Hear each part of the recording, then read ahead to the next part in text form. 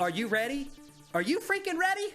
Are you ready for us to tear not E3 2023 a new one? Because that's what we're about to do right here on GameFace. Alongside me to do that is Matt Kyle. Matt, a little bit of a false start there. A little bit, but we're going to tear it a new one. We are going to tear it a new one. We're going to execute E3 in the public square because it's not E3 anymore. That's right. It's something else. It's something else. And we fear what we don't understand, and we're going to kill it. How are you guys doing? If you guys have struggled to keep up with all the not E3 stuff, that's what this episode is for. We're going to literally go through the entirety. Although if you struggle to keep up with the Capcom thing, you might want to see someone about that. Exactly. Now, we are going to talk about Capcom, but very, very briefly. It has been an insane week. I don't even know how many hours I've worked this week. It has just been bonkers. That is the one part of this week that did make me feel like it was E3, the insane number of hours that I have worked this week. Hopefully you guys appreciate what I've been doing on the website, man. I've been busting my butt for y'all on sifted.net. Hopefully it's coming through. You guys have enjoyed our coverage of E3 or not E3 so far. It has been an intense week. We have, the TriCaster has like 80 clips loaded up on it for today. It's going to be an insane show. As I teased last week, this is going to be probably the best episode of GameFace for all of 2023. There is just so much to get. Unless Starfield sucks and I have to talk about it. Then you will see some shit. Yeah.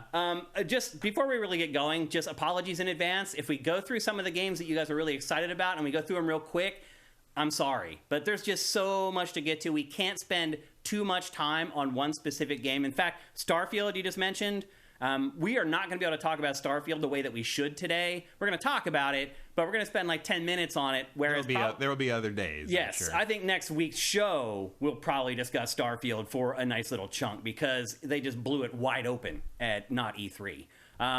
Typically, we have a lot of housekeeping to get to, but honestly, we don't this week because we really can't because we need to get through all of this awesome content that has been handed to us by the gaming gods this week. And we just don't have time, honestly, to go through a lot of smaller stories. We need to get straight into the heart of everything. Before we get going, though, let's check in with you guys and see what you guys are saying. It's been a nutty week, and I do realize a lot of you guys don't have time to follow E3 maybe the way you want to because you have careers and jobs and kids and stuff like that. That's what GameFace is for. That's what Sifted.net is for. Let's see. Wait a minute. Are people saying there's still audio problems? No, they're just reacting. Oh, okay. Not Cirque, thank you for Twitch Prime. I know a couple other you guys got in here. Commander Fett, thank you. Who else? Corey Film, thank you for Twitch Prime. I think that's all here off the top of the show. It has been an exhausting week, Matt. Hey, Andy T. Monahan, thank you for Twitch Prime as well. It has been exhausting, honestly. I'm not a spring chicken anymore. I don't feel old, but I do think that if I have had to have run around the show floor for 3 days, I don't know if I'd have been able to do it by the third day because I was just tired just doing the work for this, just sitting in a computer chair and doing all the work related to not E3 this year. But anyway, I was tired just watching the Capcom presentation. I think that wore a lot of people out. It was also the last one. Yeah. And it did not go out with a bang, not E3 this year. We'll get to Capcom, but yeah. That Capcom presentation was a nice reminder of why I don't miss E3. That's a good point. Although Capcom's press events at real E3 used to be pretty good. Used to be. When they were in person and back stuff. in the day. Back in the day. Way back in the day. David Nordic, thank you for Twitch Prime as well. Talimper, thank you for Twitch Prime. That's awesome. Cinetike says, been following many of the games outside Xbox and Summer Games Fest on Sifted on filter out lots of stuff. Thanks. You're welcome. Look, guys, it really means a lot if you guys give me any compliments. I never get any. Like, I have no coworkers to be like, good job, Shane. Like, you're the only source I have for positive reinforcement. And I'm killing myself for the site. So if you guys ever feel like you might want to say thanks or something nice to Shane, it would mean a lot. That's all I got to say. As I said, there's no housekeeping in today's show. We have too much to get into in the bulk of the show. But before we do that, here's a word from our awesome sponsor. LS Cream is a fine cream liqueur created by fellow gamer and sifter Stevens Charles. It's inspired by an ancestral recipe from Haiti called Cray and a double gold winner for its original taste at the New York Wine and Spirit international competition. LS Cream can be enjoyed on the rocks or as a mixer for drinks with its rich blend of fresh cream and neutral grain spirits with notes of coconut, vanilla, cinnamon, and nutmeg. It's great in coffee or to make espresso martinis. To learn more, discover amazing drink recipes, or to track down your own bottle using a handy store locator, head to creamls.com. That's creamls.com.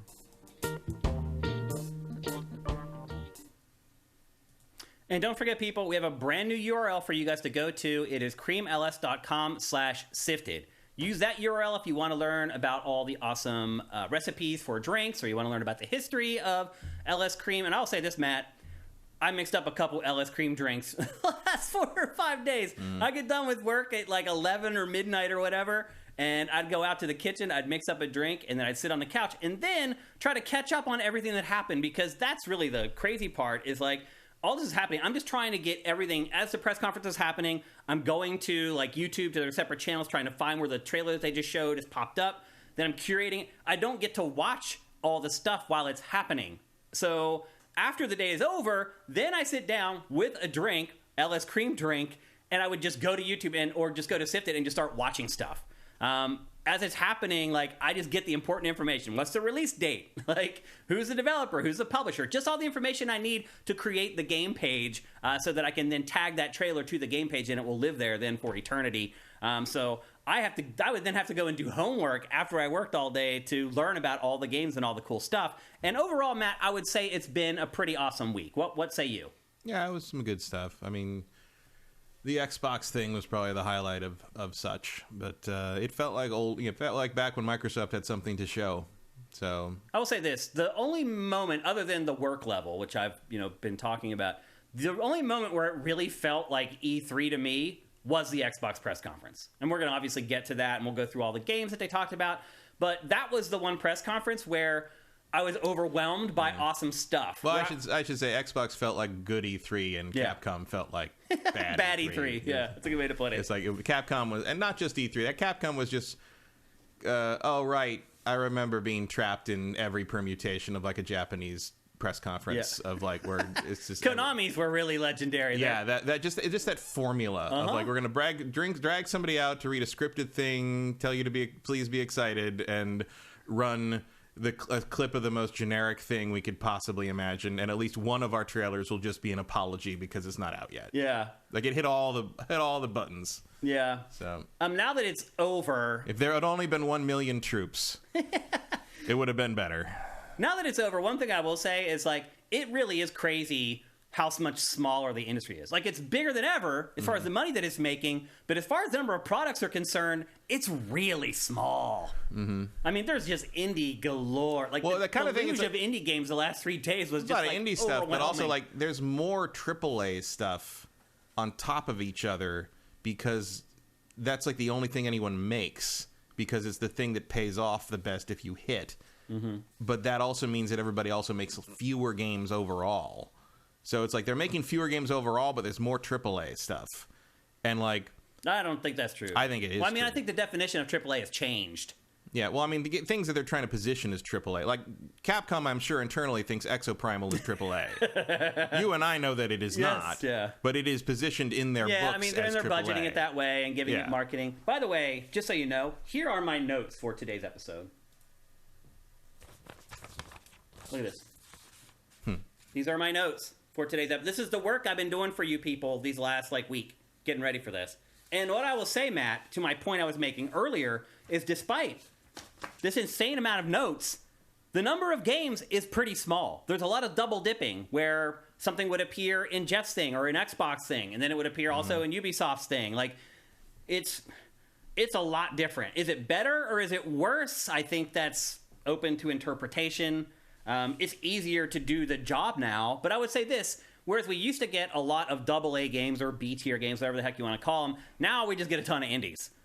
And the one thing I will say, and we'll get to some indies from this week, we have a segment of the show today about the indies that caught my eye. A lot of the indies are just trash. Yeah, well, a lot of the B-tier games are just masquerading as indies. Yeah. Like, they're not indies. They're funded by major publishers. Right. But they're positioned and designed to look like indies. You know, there's a look that, indie can mean what it means, which is an independently funded project, or it can mean that thing that looks like a game that 5 people made. And sometimes you can tell which one is which, and there's a definite quality difference between which one is which. Yeah, I was really disappointed in the indie games at this whole last week. Like I've looked at all of them because that's what I do when I curate, and I found like 6 that I found really interesting. Well, and on top of all that, no Silk Song. Right. Where is that game? Canceled?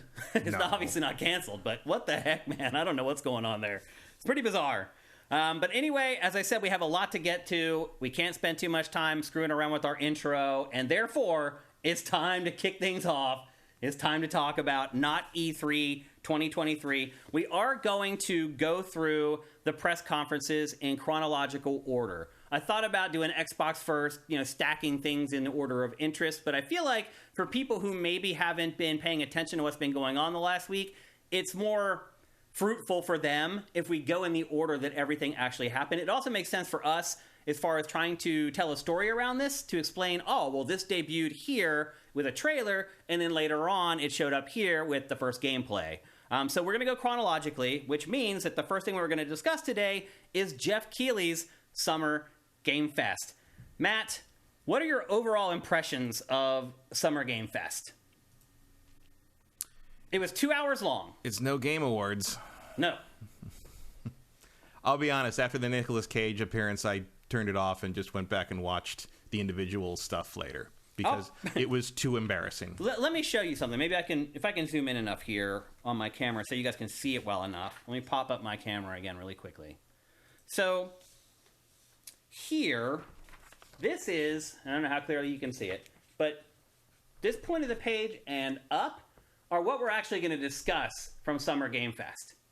Here is the actual log of Summer Game Fest, meaning everything that was shown in Summer Game Fest, which means we're going to discuss about a quarter of, if that, of what was actually shown at Summer Game Fest. It was loaded with crap, Summer Games Fest. It was 2 hours long, and honestly, Matt, there are 5 games, 5 moments in that show that are really worth discussing.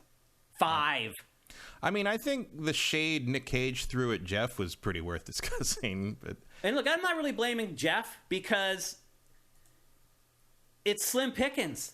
This is the problem for Jeff, is that there's never been anything like what Jeff is trying to do. No one's ever just been like, I'm going to throw my own press conference, and I need stuff from first parties and third parties to fill up my press conference. It was always just like, Ubisoft has Ubisoft games. Xbox has Xbox games, plus a couple of the big third parties. Jeff is trying to be like a platform, basically. Right. Well, he's where you can go if you don't, like Warner Brothers Interactive did not do an event. So he got Mortal Kombat. Right. And stuff like, Square did not do their own thing. So he got Final Fantasy VII. Like that's where, it's basically where you go if you have one thing you want to show, but you don't want to do your own showcase. And there weren't many of those. And for whatever reason, you're not in the Xbox showcase. Yeah. And I'm sure in another reality, Final Fantasy and Mortal Kombat would have been in like the PlayStation show, but there was no PlayStation show. Yeah, I mean, he has to take what he can get. I understand that, but here's what I'm saying: make the show an hour. Yeah, it doesn't need to be that long. I mean, he's doing it to make money. Because did you notice that the crowd was clapping for commercials? Oh yeah, because they didn't realize they were commercials. Or they're hired to be there. Or maybe you're right. Maybe it's the paid crowd, part of the paid crowd that was there. That show has no business being 2 hours long, and I don't think it will ever have any business being 2 hours long. No. There's nothing's going to change about this. These publishers are still going to do their own press conferences. Jeff is still going to have to take the leftovers of whatever's left from all those. There's never going to be enough of that to support a 2-hour show. Like, it just went on and on and on and on. But you don't appreciate how much the little award breaks chop it up on the Game Awards until they're gone. Yeah.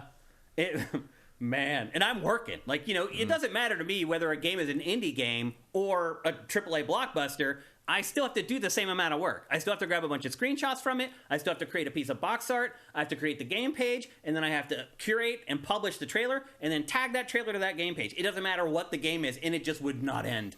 I got to the hour and 40 mark, and I almost gave up. I was like, this is insane. And then you go and you look at the numbers, and you guys aren't watching hardly any of it. we get complaints from people all the time, like, oh, you don't cover indies enough on GameFace or blah, blah, blah. You guys don't care about indies. I have the data. Y'all don't watch trailers for hardly any indie games at all. Like, the very big ones that Matt and I will actually mention on GameFace, a couple of you will watch trailers for that stuff. The rest, like, literally, like, less than 100 views for those trailers on Sifted. So that show to me, I was just like, make it stop. Please make it stop. But I'll say this. There were 5 or 6 pretty good things and a couple really good things. And the first really, really good thing was the thing that they finished with, which was the next installment in the Final Fantasy VII Remake Saga, Final Fantasy VII Rebirth. I'll just be honest with you, Matt. I had very little clue what was going on in this trailer. Like, I didn't finish Final Fantasy VII Remake because, I'll be honest with you, I just didn't really like it that much. I think I played 15 or 20 hours of it and stopped and never went back to it. So I don't know if that's part of it, that I didn't finish the original one. Do you have more insight into this maybe than I do? Not really. I mean, it's you know, I didn't finish that game either because why would I? But like, I mean, I assume what they're showing at the beginning there is the aftermath of the plate falling, which I remember from the original game, and then you get booted out into the world once you get out of Midgar, and that's what this all is. Yeah, you're finally out of like the steampunk. Yeah, and there's a bunch. I mean, there's a bunch of stuff that's new in this because obviously it's a different timeline or different unfolding thing or whatever the fucking smoke monster things are or something. Just straight out of Lost. Like it implied that what's his name is still alive. The guy from Before Crisis or whatever. Oh, Clyde or whatever his name is. Not Clyde. That's 16. I know who you're talking about. You know what I'm talking about. Yeah. The guy that Cloud basically steals his identity without realizing it, kind of thing. And then they go. Yeah, I don't remember any of that, and they're changing it slightly, and I don't care. But yeah, basically, this is like disc 2. Where you get booted out in the big world and get to go around and, you meet, obviously, Red 13 and Yuffie, and I wonder if Vincent will show up at some point. They're just not showing him yet. There's the new Turk girl who looks suspiciously like a blonde version of Tifa. There's people that's speculating that they're actually all dead and hallucinating this, or that this, who knows what they're doing with this. Like, they're clearly changing it up so people who know the the original game backwards and forwards aren't going to get bored with hearing the same story over again. Yeah. There she is. But we'll see, we'll see. Well, people who play this will see. I don't know how much of it I'll see. 2 discs is a lot of this. And that's the thing that they announced too. Is coming on 2 discs. Do you think that's like a nod to the old game, or do you think they really need 2 discs? I mean, I would guess they probably do need 2 discs if they're doing like it depends how far they're going with this. But I feel like if they're kind of emulating. If they're emulating what the original game did in terms of what disc 2 was, yeah, I could see you needing 2 discs just for the sheer amount of like audio and texture work, because that's a lot of stuff. It is, yeah. I'm sure it'll all install, as one file, but like I could see needing that much space to store it physically. Sure. Not referencing, obviously you're not going to reference the disc while you're playing because that's not how modern consoles work. But I could see having, that much data requiring that much space. Sure.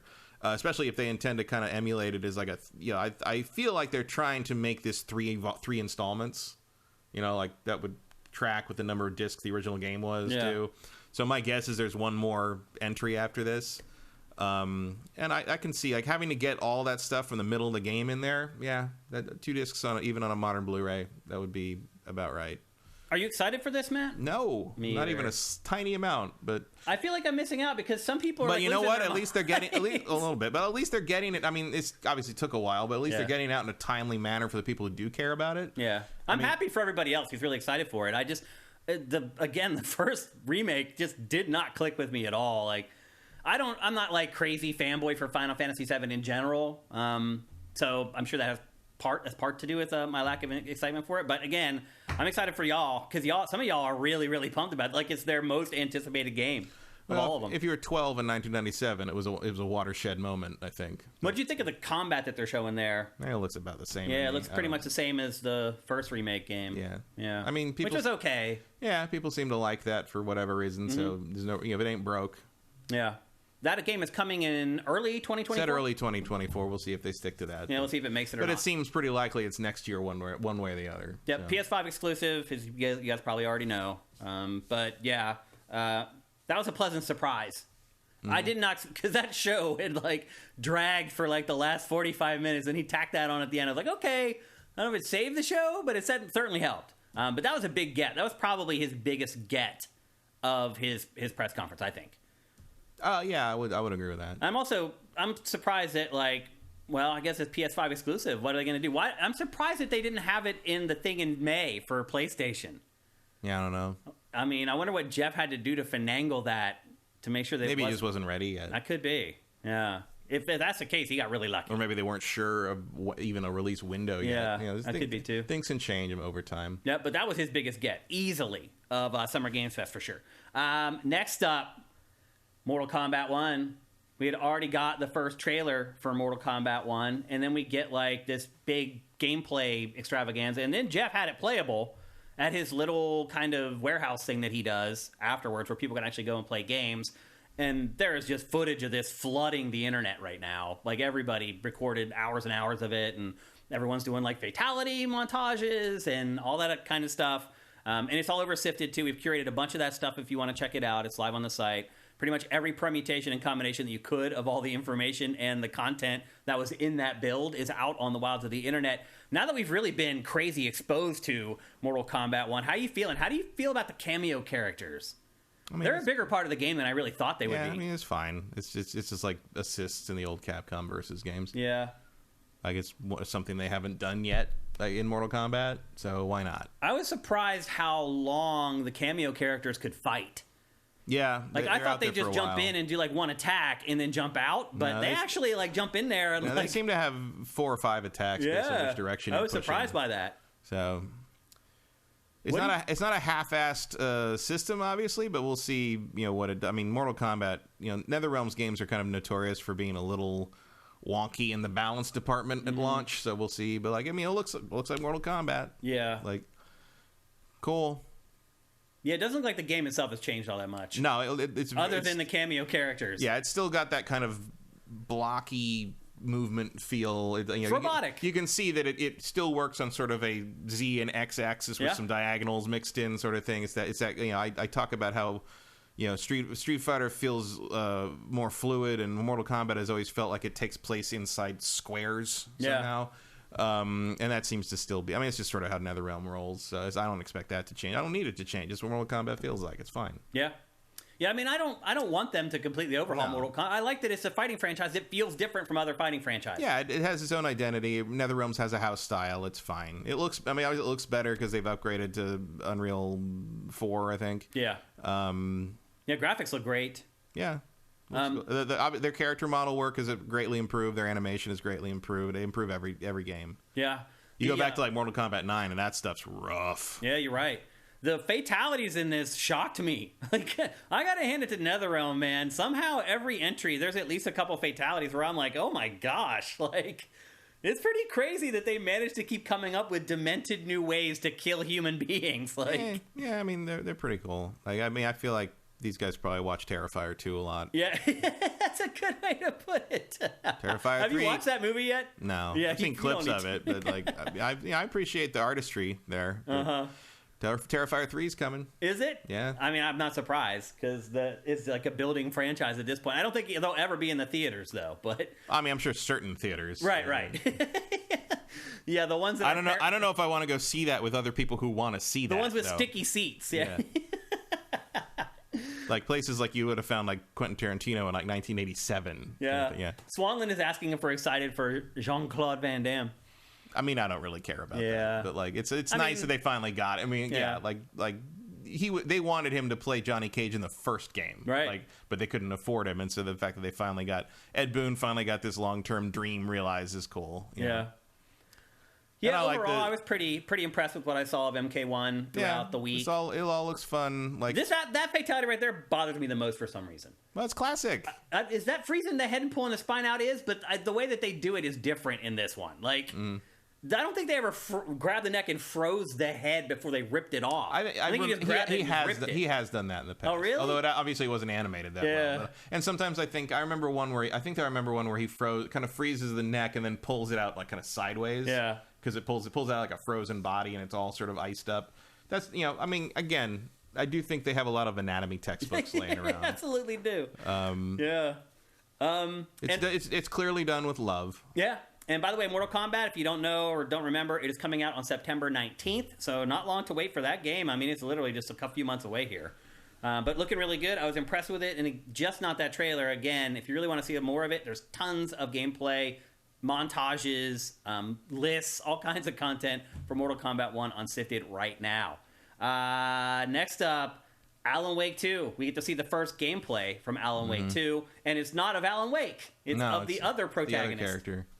Well, actually, what's his name? David Harbour. He's not Alan Wake. Is he not gonna? Do you not play Alan Wake? I don't think you play as Alan Wake in this game. Really? I think you play as those two FBI people. Really? Because you see him, right? Like where he's like at the typewriter. He's like, I don't know what I'm doing. Like that. Yeah. I think he's just part of the story. Really? I don't think you're playing as him. Interesting. I didn't realize that. People are saying it's like True Detective crossed with Resident Evil. I can see that comparison. The detective stuff seems pretty heavy in this. Now, this gameplay doesn't really show that stuff off, but afterwards they were doing interviews. Guapo says you play as Alan Wake and Saga. So that this is or Sage, I think is her name. Yeah. So a lot of people are saying that the detective stuff in this. Alone in the Dark is Harbor. That's right. I'm mixing up my horror games I don't fucking care about. You don't care about Alan Wake at all? No, not really.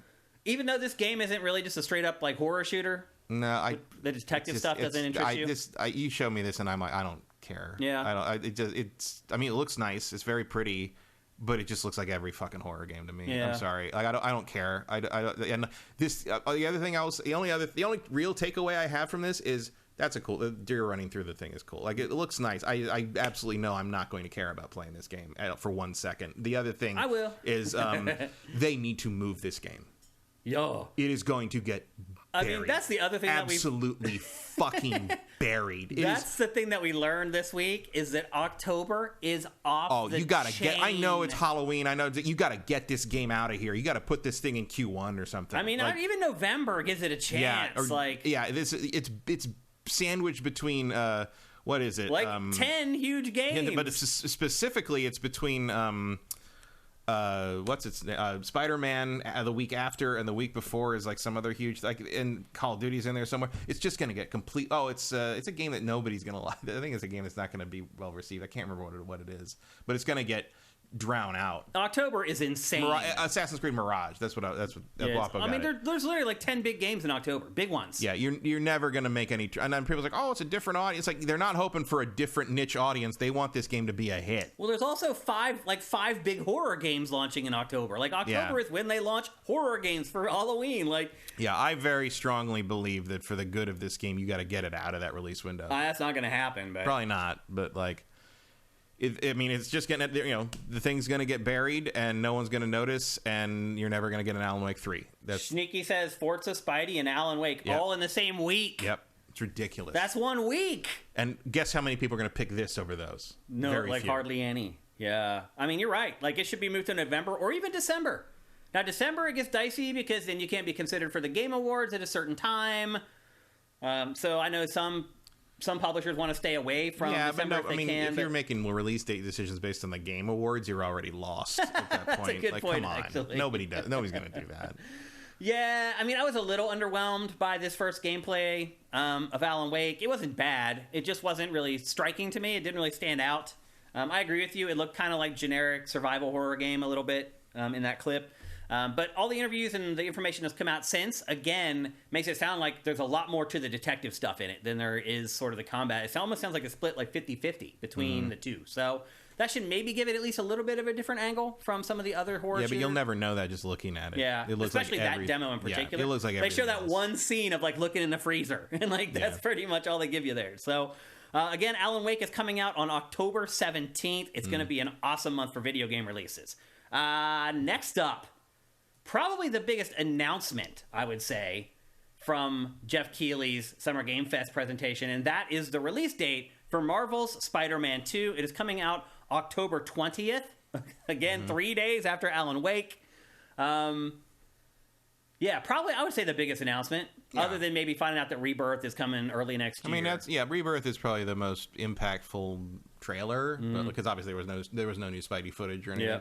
But no, I mean, we knew they said fall, but having an actual date this early, and I know the guy, I stopped watching live, but I saw the clip where the guy's like, we're very sure of what we're about to tell you. Brian Intihar. Yeah. So Brian, you guys may not know, used to be a games journalist. He worked at EGM. I think he worked at one other publication before he got hired at Insomniac.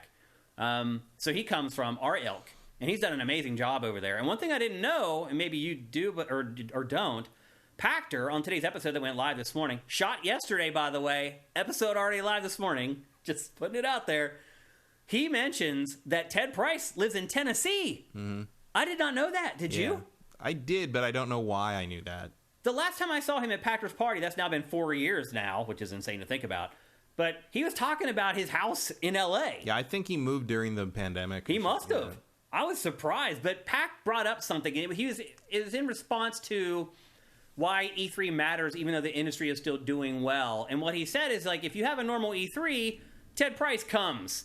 Because this is not E3, he stayed in Tennessee, and Brian Intihar is on stage instead of Ted Price. So, he was answering questions of like, well, does E3 matter if the industry's doing better than ever now? And that was kind of one of his responses to it.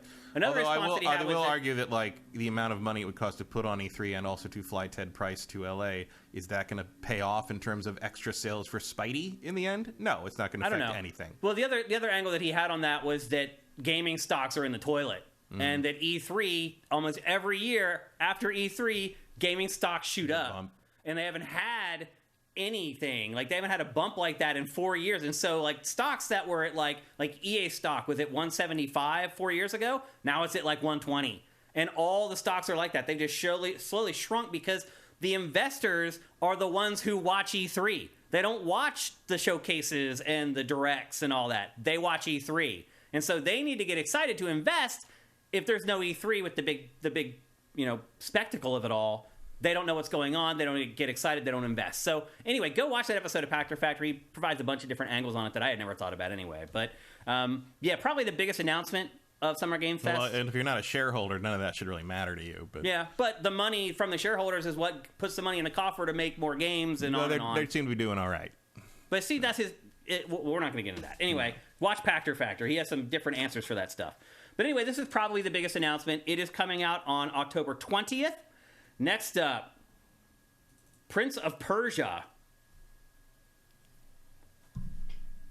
2.5D Prince of Persia, The Lost Crown, a reboot of the franchise, although it really is just going back to what Prince of Persia was. Yeah, I mean, I don't know if you can call anything that Prince of Persia does a reboot. They just sort of, the Prince of Persia thing changes every time they put a new one. How many times have they completely reinvented this series? There is no real content. It's just like guy from Persia rescues girl from bad guy. Jumps around and hacks stuff with his sword, yeah. Would you ever know that this is the same, franchise as that first one or Sands of Time or that 2008 one where you're just picking up glowy puffballs the whole time? Prince of Persia is very loose in continuity. It's not like, I think everybody of a certain age probably thinks of Sands of Time as the core of the franchise in the sense of that one dude who smoldered with generic rage for several years over 3 installments. But the hostility towards this game is astounding to me because it looks pretty fucking good for what it is. Too.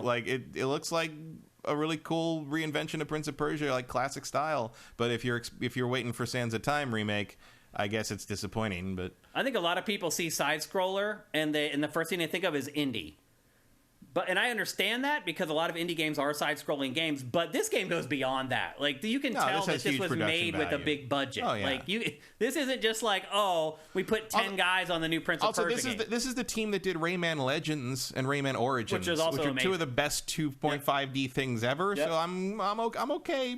Looking forward to this one. I'll be honest with you, Matt. I mean, Sands of Time was really groundbreaking and really good. I thought 3D Prince of Persia fell off the map. I'm okay with 2D Prince of Persia. Yeah, but this is what, to me, and probably you as well, this is what I associated with Prince of Persia for most of my life. Right, this is OG Prince of Persia. Yeah, this is what I first played when I played Prince of Persia. So to me, it's not such a huge departure. I can understand why people who are maybe 10, 15 years younger than us, this isn't Prince of Persia to them. Yeah. They think that Ubisoft is cheaping out and doing a 2D indieized version of Prince of Persia, which is nonsense. That's not what's happening This here. isn't like that thing where they did the weird spin-offs of Assassin's Creed as 2D things. Right. This they put a lot. I mean, they put the A-lister team on this in terms of what this game is. Yeah. Like Rayman Origins is amazing. I'm sure this will be no different. I think it looks great. Yeah, I'm excited for this game. It comes out on January 18th, so they couldn't quite make it into the year, but they're going to make it in through before the end of the fiscal year. And this is coming to all platforms. And we'll talk about this again briefly in a little bit because Ubisoft in its press conference then also shows this game off. But we'll get to that in a minute. Next up, Sonic Superstars. Here's another kind of similar game, Matt. Yeah, a similar idea. Polygonal graphics, like but nobody's 3D. Forgotten where Sonic comes from. Right, so right. It's received better. Right. 3D. So this is received better. You're absolutely right. 3D graphics played on a 2D plane. This should have happened a long time ago, in my opinion. Yeah, I mean, I guess like there's a little bit of this idea with like what Sonic 4 was trying to do, but didn't quite click. Yeah, and also there was an element of this to Sonic Generations as well. That's true. The original designer of Sonic, his new studio, is making this game. Mm-hmm. The OG. Well, we know it's not Yuji Naka. That's for sure.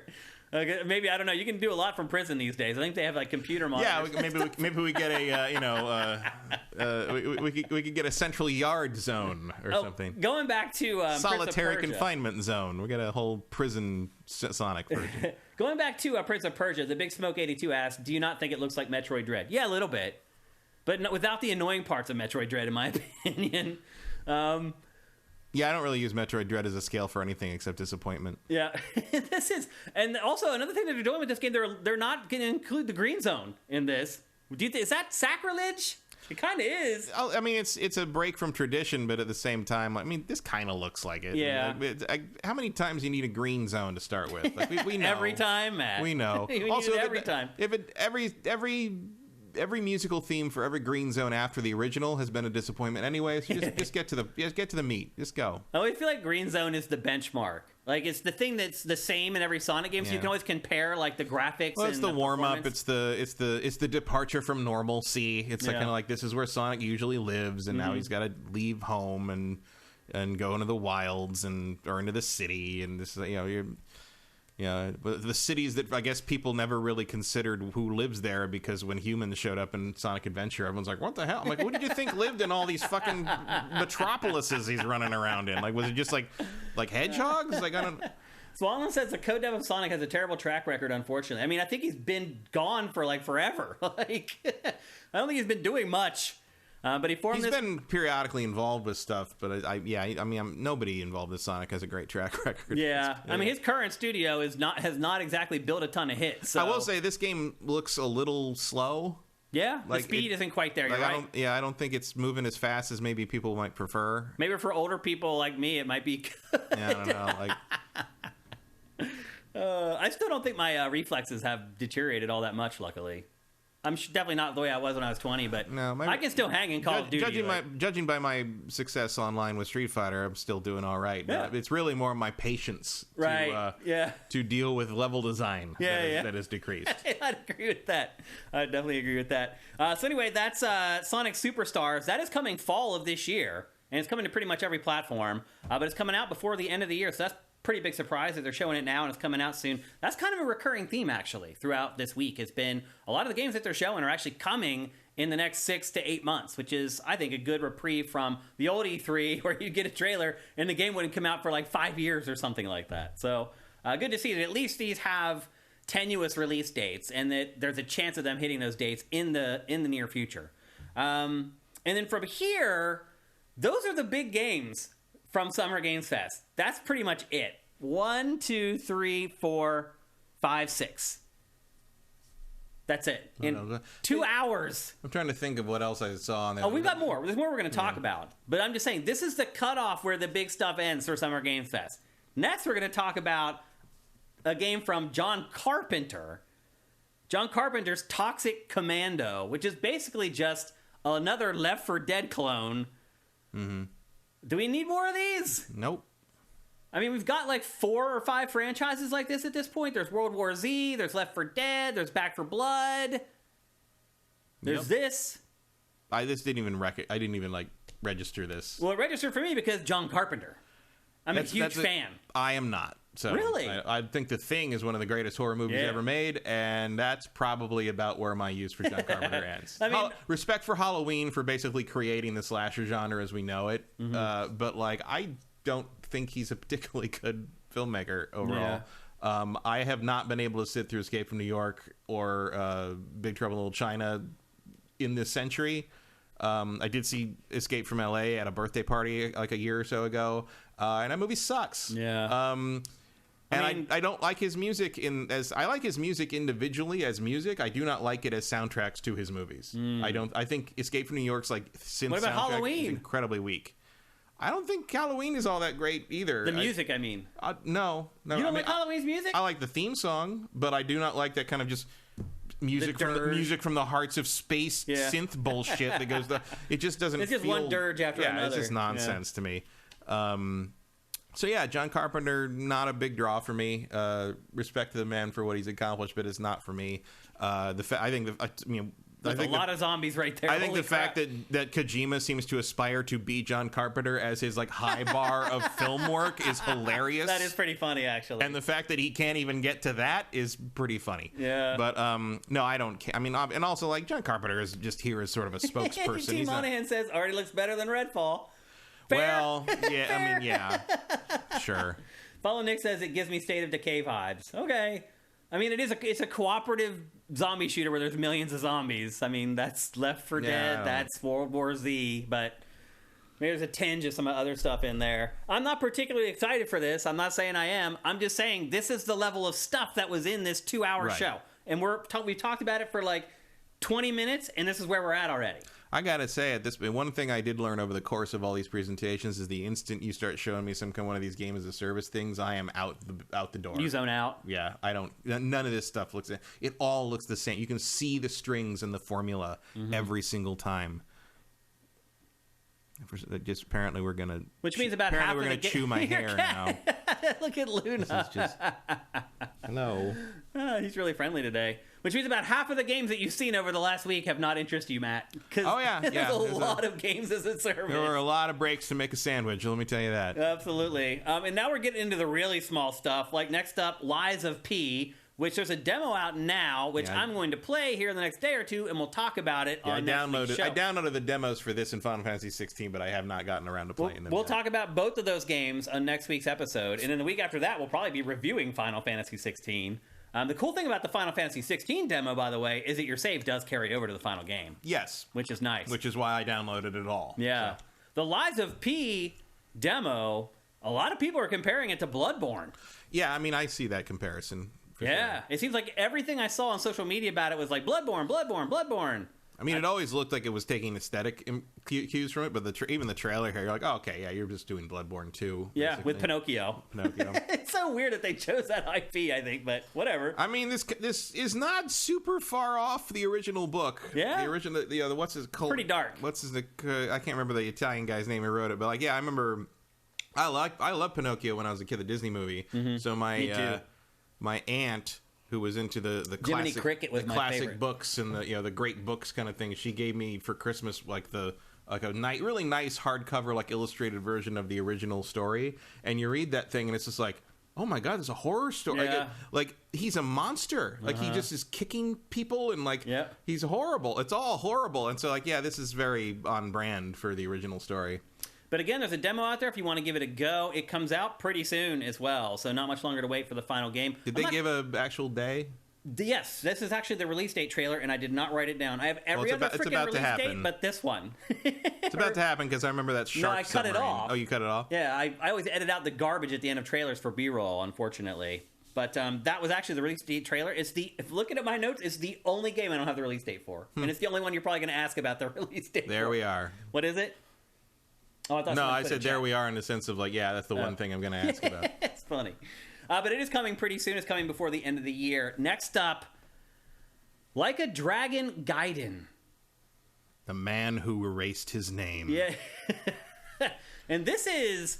So, Like a Dragon, you may know or may not know, has kind of spun off the Yakuza franchise into this like turn-based RPG franchise. But this one still uses the Like a Dragon name, but it's a traditional hack and slash. Yakuza is just called Like a Dragon now. Yeah. Because that was the original Japanese name anyway, so they just changed it. That's the franchise name now. Right. But that change also coincided with them shifting to the turn-based RPG. Yeah, but like anything else that they're is gonna be that. Always gonna have that name now. Yeah. And this is like the other Like a Dragon they showed is just literally Yakuza 9, basically. Or is it 8? Is it not 7? Yeah, I think it's 8. Is it 8 now? I don't know. I don't remember. Yeah, because 6 was the end of Kiryu. Yeah. And then 7 was the turn-based one, which became Like a Dragon. So this a new one will be 8. But this is the side story that is not numbered, but it's about Kiryu, apparently as a superhero. Yeah, because he can pick up soda machines and swing them around. He's a little stronger in this than he used to be. And there's a little more Solid Snake happening. This is basically like he's in a Marvel movie. It's really weird. And he these games are always strange. Seems to have psychic telekinesis. It looks like it. I don't even know. I mean, I'm in. I don't care. Yeah. Whatever. Like, you give me this character, I'm in. I don't care. This game is coming out on November 9th. Yeah. So not long to wait for it. The fact that they can churn these things out as fast as they do. It's amazing. And they're all pretty good. Yeah. They're not bad. Yeah. Like any of them. I know there's a formula to it. But so it's still. not like they got to really reinvent the wheel every time. But like. That's still a lot of work. It's still good. Because the games are big, too. They're huge. Yeah. I never finish any of the, like, in terms of all the side shit. Like, I'm lucky if I get through the main story. Yeah. But, like... it's impressive what that studio manages to... Yeah, and they already put out the Ishin this year. Yeah. It's pretty amazing. And as we said, there's another one that was at E3 week that we're going to talk about in a little bit. Like, these are basically B-list games, right? Yeah. Like, these are... The B tier. It's a brilliant way of doing it. Yeah. Like, they deliver every fucking time. I don't know how. They're never Game of the Year candidates, but they're always worth playing. Yeah. And they never disappoint fans, which is probably what's most important. Next up, probably the biggest moment from Summer Games Fest, and that is Nicolas Cage in Dead by Daylight. Nicolas came on stage. Jeff was very excited to bring Nicolas Cage on stage. Yes. He yelled it at the top of his lungs. Yes. Nicolas Cage! And Nicolas Cage was very unimpressed by Jeff Keighley. The interactions were a little odd. Very awkward. Yeah. My favorite was as he leaves and the Jeff goes to shake his hand again and Nick's like, oh, sure, yeah, put her there, pal. Yeah. I'm like, Nick Cage has been doing this longer than most of us have been alive, and he knows what he's there for. I think Nicolas Cage was courtesy of Keighley's dad. Yeah, most likely. My guess is that Keighley's dad. Now, to be fair, Nicolas Cage, once the awkward intro and outro are discounted, he was fine. He knew his stuff. Like he was there. He was engaged. He was excited. Yeah, I believe that he was excited to do this, and he thought it was an interesting little adventure and everything he said. He knew all the stuff. He didn't need to be prompted on things. Like, he was just ready to talk. I'm surprised he wasn't pissed off at how terrible this trailer is. I mean, it's so bad. I'm sure he's seen what the game looks like. I mean, just already. Look at that first shot. It just zap. Just look at that. And then it cuts. It gets to him, and then it cuts. What is going on there? I mean, you can only do so much with this game. Imagine if you're the team that works on Dead by Daylight, though, and you're like, oh my god, we have this huge spot with Nicolas Cage at Summer Games Fest, and this is what you do? I mean, you don't think that they made this? They made this. You don't think that? Yeah, of course, yeah. I mean, it's their game. Right, and my point is they did a god-awful job. Like, how could you send this to Jeff, this terrible trailer? I don't know, man. You go play Dead by Daylight and see what they have to work with. That's really my answer here. He is an odd addition to this game. Yeah, he was...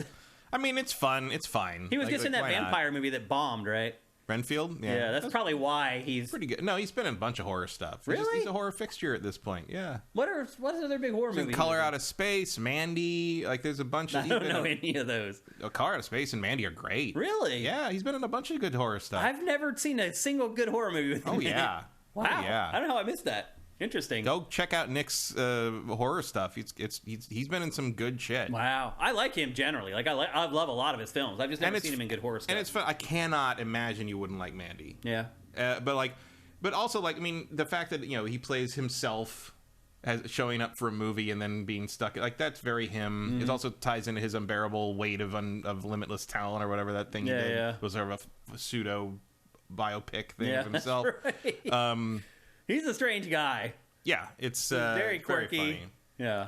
But anyway, he's coming to Dead by Daylight. That's probably the biggest moment, at least for the crowd. Like, the crowd really freaked out Yeah. I mean, a lot of people. It's cool to see him there. The one thing that I will say I was surprised by was that he, Nicolas Cage, somehow, while well dressed, was not the best dressed guest on Summer Games Fest. The best dressed man on that stage was Sam Lake. Yeah, he was. In his tailored velour suit. Yeah, he's looking pretty sharp, man. And I'm always a little weirded out when he doesn't sound like Max Payne. Yeah. But I was like, damn, that dude showed up. I was impressed by Sam Lake's outfit. What always trips me up is if you live in LA, you just kind of get over celebrities. I remember the first week that we moved here from San Francisco, I was walking to lunch at G4 with 15 people. And we're standing in the corner waiting for the light to change to walk across, and up comes an Escalade and stops in front of us, and Robert De Niro is sitting in the passenger seat, and he's just right there. And I was like, holy crap.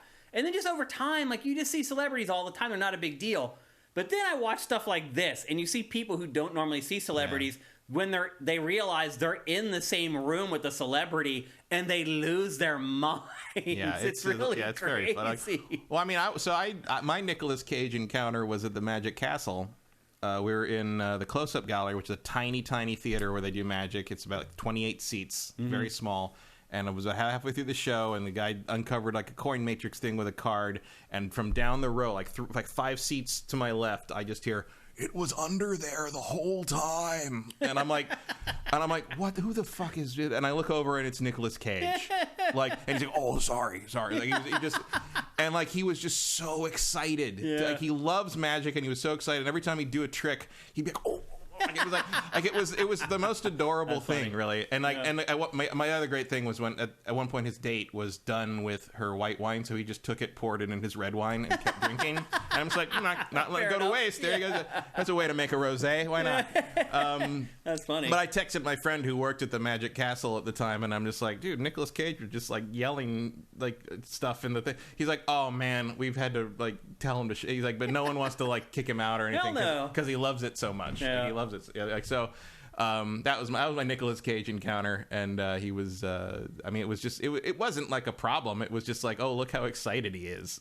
He was just drunk enough that he was like a kid, reacting to all this stuff. So, and I see a little bit of that spark when he's doing his little speech here about the game, because you can tell he is actually excited about it. He's like, it's a new thing, he's never done it. He's like, I'm talking to my younger relatives who are saying this is a big deal. And you wonder if was that conversation I'd care about you if you were in Fortnite, Uncle Nick? And he's like, well, I'll go try to get in Fortnite, but this is where I got to start. And he probably will end up you got to start somewhere, right? So.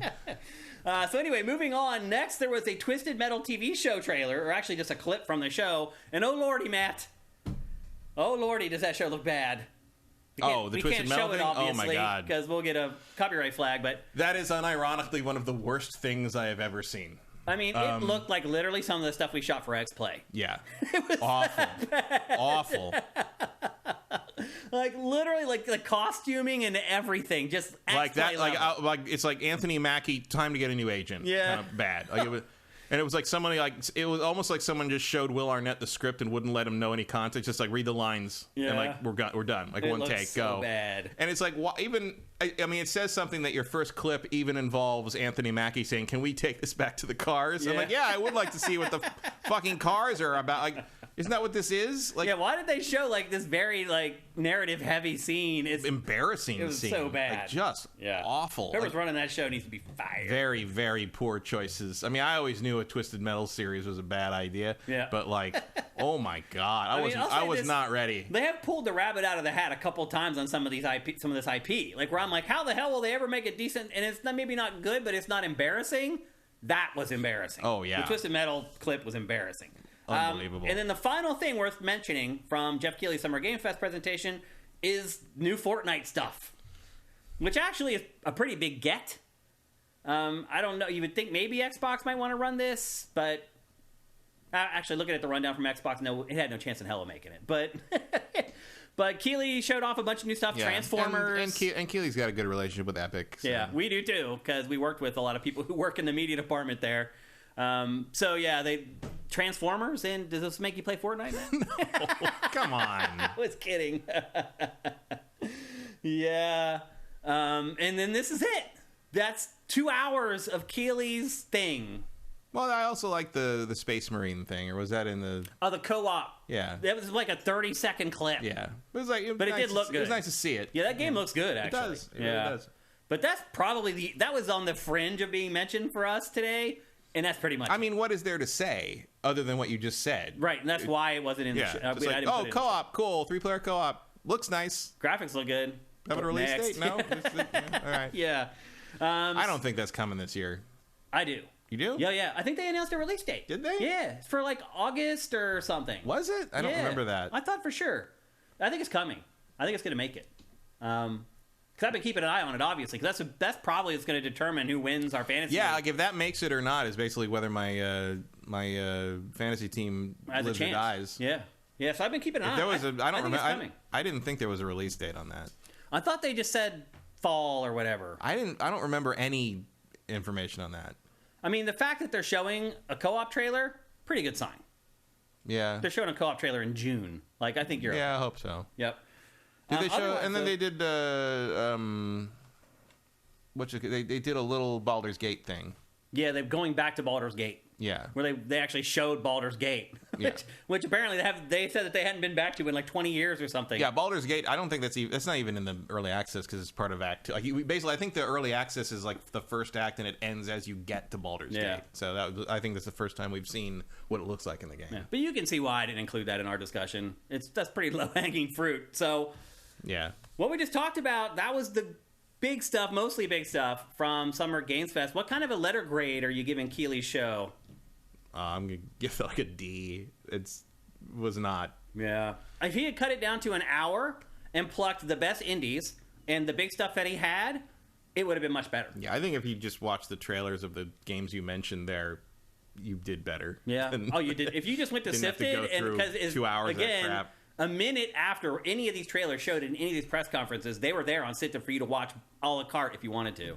And you're right. I think a lot of people may have done better to just use Sifted instead of watching these things because there's just a lot of crap, a lot of filler in these. I agree with you. I give it a D. Again, if he had plucked the very best indies that he had, all the big stuff, crunched it down into an hour, probably would have got a C+ or a B-. And I know it's there to make to pay for the time, pay for the show, but it's just like sitting through all these games as service commercials. Wayfinders crap is like it's just interminable. Well, the next question becomes: does he need to do it in a big? Look, it was cool to have like a crowd there for an E3 thing again, but does he need that big theater, or couldn't he do what Nintendo did for a long time, where it was like 300 people in its press conference every year? I mean, he's just trying to recreate a format that is dead. Mm-hmm. Like he's trying to recreate the old live in the studio in the thing. Nobody playing games live, though. No, we're not doing gameplay that. demos. No He dodged that bullet. Yeah. No one wants to do that. Yeah. But, meh. Yeah. Eric Carmena says B-. Wow. Go watch it again, Eric. That's all I got to say. I thought it was torture sitting through that thing. I thought it was D. I even thought maybe D-. I thought D might be a little generous, but... There's an opportunity. If you just done it like Xbox style and just run everything back to back without stage sequences, I might give it more like a C-. That got a little awkward too, though, and that's a great way to transition into our next topic, which is the Xbox Showcase, which happened on Sunday morning at 10 a.m. Pacific, 1 p.m. Eastern. This was your traditional direct style pre-produced video, and Matt, I did get sick of the done world premiere done, and it just went on and on and on and on. I mean, it got funny at one point. It became like almost absurd. Yeah. Done, and even if they didn't have the world premiere, it would still go done. Yeah. It's very Christopher Nolan. They just snapped it together. Like there was like a human at the beginning and a human at the end, and in between it was like it was made by AI. But it's also like that's what Sony did the year they did their big comeback. Yeah, remember where like it was they had all those years of nonsense, and then they did that one year. It was like 2008, I think, and it was just Trenton came on, introduced it. They did like 90 minutes of footage, and that was it. Which is fine. You can come up with different transitions. You don't have to use the same one every time for an entire press even conference. Ubisoft does that. Yeah, I mean, just come up with different, just visual and with audio transitions. Like it was the same thing between every video. Yeah, it was very corporate. It was, yeah. Again, it felt like it was made by AI instead of made by human beings, and maybe it was. Who knows? Maybe Azure or something. No, I don't think we need AI to explain lack of creativity at Microsoft. Come on. It's just organic. But let me tell you, that aside, Xbox brought the goods. As I said earlier in the show, curating and doing all of that stuff for Xbox was the one moment where I felt like I was in an old school E3. And what I was getting at, and I never did get there because we got sidetracked, was that it was the one time during this week where I'm doing work and I'm like, no, I want to watch that. Like, it was hard. I'm like, nope, but I got to go to create this game page and I got to curate this trailer and I can't watch this thing that I really want to watch. And like, it was the only time this week where I felt that way. And it pretty much lasted the whole way through. Like, there really weren't dips in this at all. No. Like, it's pretty much just wall to wall stuff that I care about, which is amazing. Yeah, it never happens anymore. Yep. So while we said we're going through the press events chronologically, we're not going through the actual events chronologically. As you saw with Keeley's, we talked about Resident Evil. We talked about Final Fantasy VII Rebirth first, which was the last thing that was shown. We're going to do the same thing here with Xbox. We're going to talk about the big stuff and then trickle it down to the smaller stuff. And there was nothing bigger in this presentation than Starfield. And again, Matt, I don't want to spend a ton of time talking, because we could literally spend like 2 hours talking about this game. Easily. Mm-hmm. I want to spend like 5 or 10 minutes on it. They showed this trailer, which is a story trailer, which laid out the plot of the game. And then afterwards, they showed off 45 minutes of this game. Another anecdote that's come out here over the last couple days is that and I don't know if I believe this or not. I'm interested to hear if you believe it or not. Phil Spencer said that every QA employee that Xbox has is working on this game. Every single one of them. I believe that. They've also said that they believe that when it launches, it will be the least buggy release in the history of Bethesda. Well, there's a high bar. Yeah, you're right. That's a low bar to clear, let's be honest. Meaning it'll work? Meaning it'll actually run this time? Yeah. Look, I appreciate what they're saying there, but and clearly, they're aware, they know, Bethesda knows their reputation, they know that situation. I'm sure it will be. I'm not sure. I'm sure it will be, but again, Skyrim didn't work on PS3 when it came out, so what are you really saying there? I know. Matt, I watched the 45-minute thing of this game and it blew my mind. Because I watched that, I am not confident at all that this game is going to be bug-free. There is so much crap. Oh, Emperor Dread, that's not a massive lie. The Xbox QA team all on the one game that matters the most this year? Yeah, no, I believe that, no problem. No problem. No question. Hundreds of people. Emperor Dread, did you watch the 45-minute presentation? You would need hundreds of people to QA this thing. You need it. To me, his quote, his comment shows that he did not watch the 45-minute presentation. Because if you did, you would think they need more than that. Yeah, if anything, that's not going to be enough. That's not enough, dude. Not even anywhere near enough. Especially when it has contact with the millions of people that are going to play it. Dude, it is mind-blowing. This game is mind-blowing. And I do feel, eventually, it will do everything that they say it's going to do, and it will work, and it will have clean code. The chances of that happening at launch, to me, seem minuscule. Yeah. And do I do that? He didn't say that their QA people are all of them 100% all day, 7 days a week working on it, but I'm sure they've engaged every single person at some point. He said every one of their QA people are working on Starfield. Yeah. You're basically shifting the QA to crunch on this thing for the last few months, I'm sure, for polish. What else are they going to be working on? Forza? Yeah. Forza feels like more of a known quantity, right? It's also much more simple to bug test and squash bugs. Sure. And again, I'm sure Turn 10 has their own people in there and all that stuff. But the systems in this game, the potential for them making sure everything interacts in this thing properly is, it's not going to. I don't believe it either. This thing's going to come out and there's going to be weird shit in it. You're going to find crazy stuff. Now, the fact that it's not procedurally generated helps. Yeah. Although it is to some degree. It is? Each planet is, yeah. Oh, I thought it wasn't. So, and it generated differently in each game.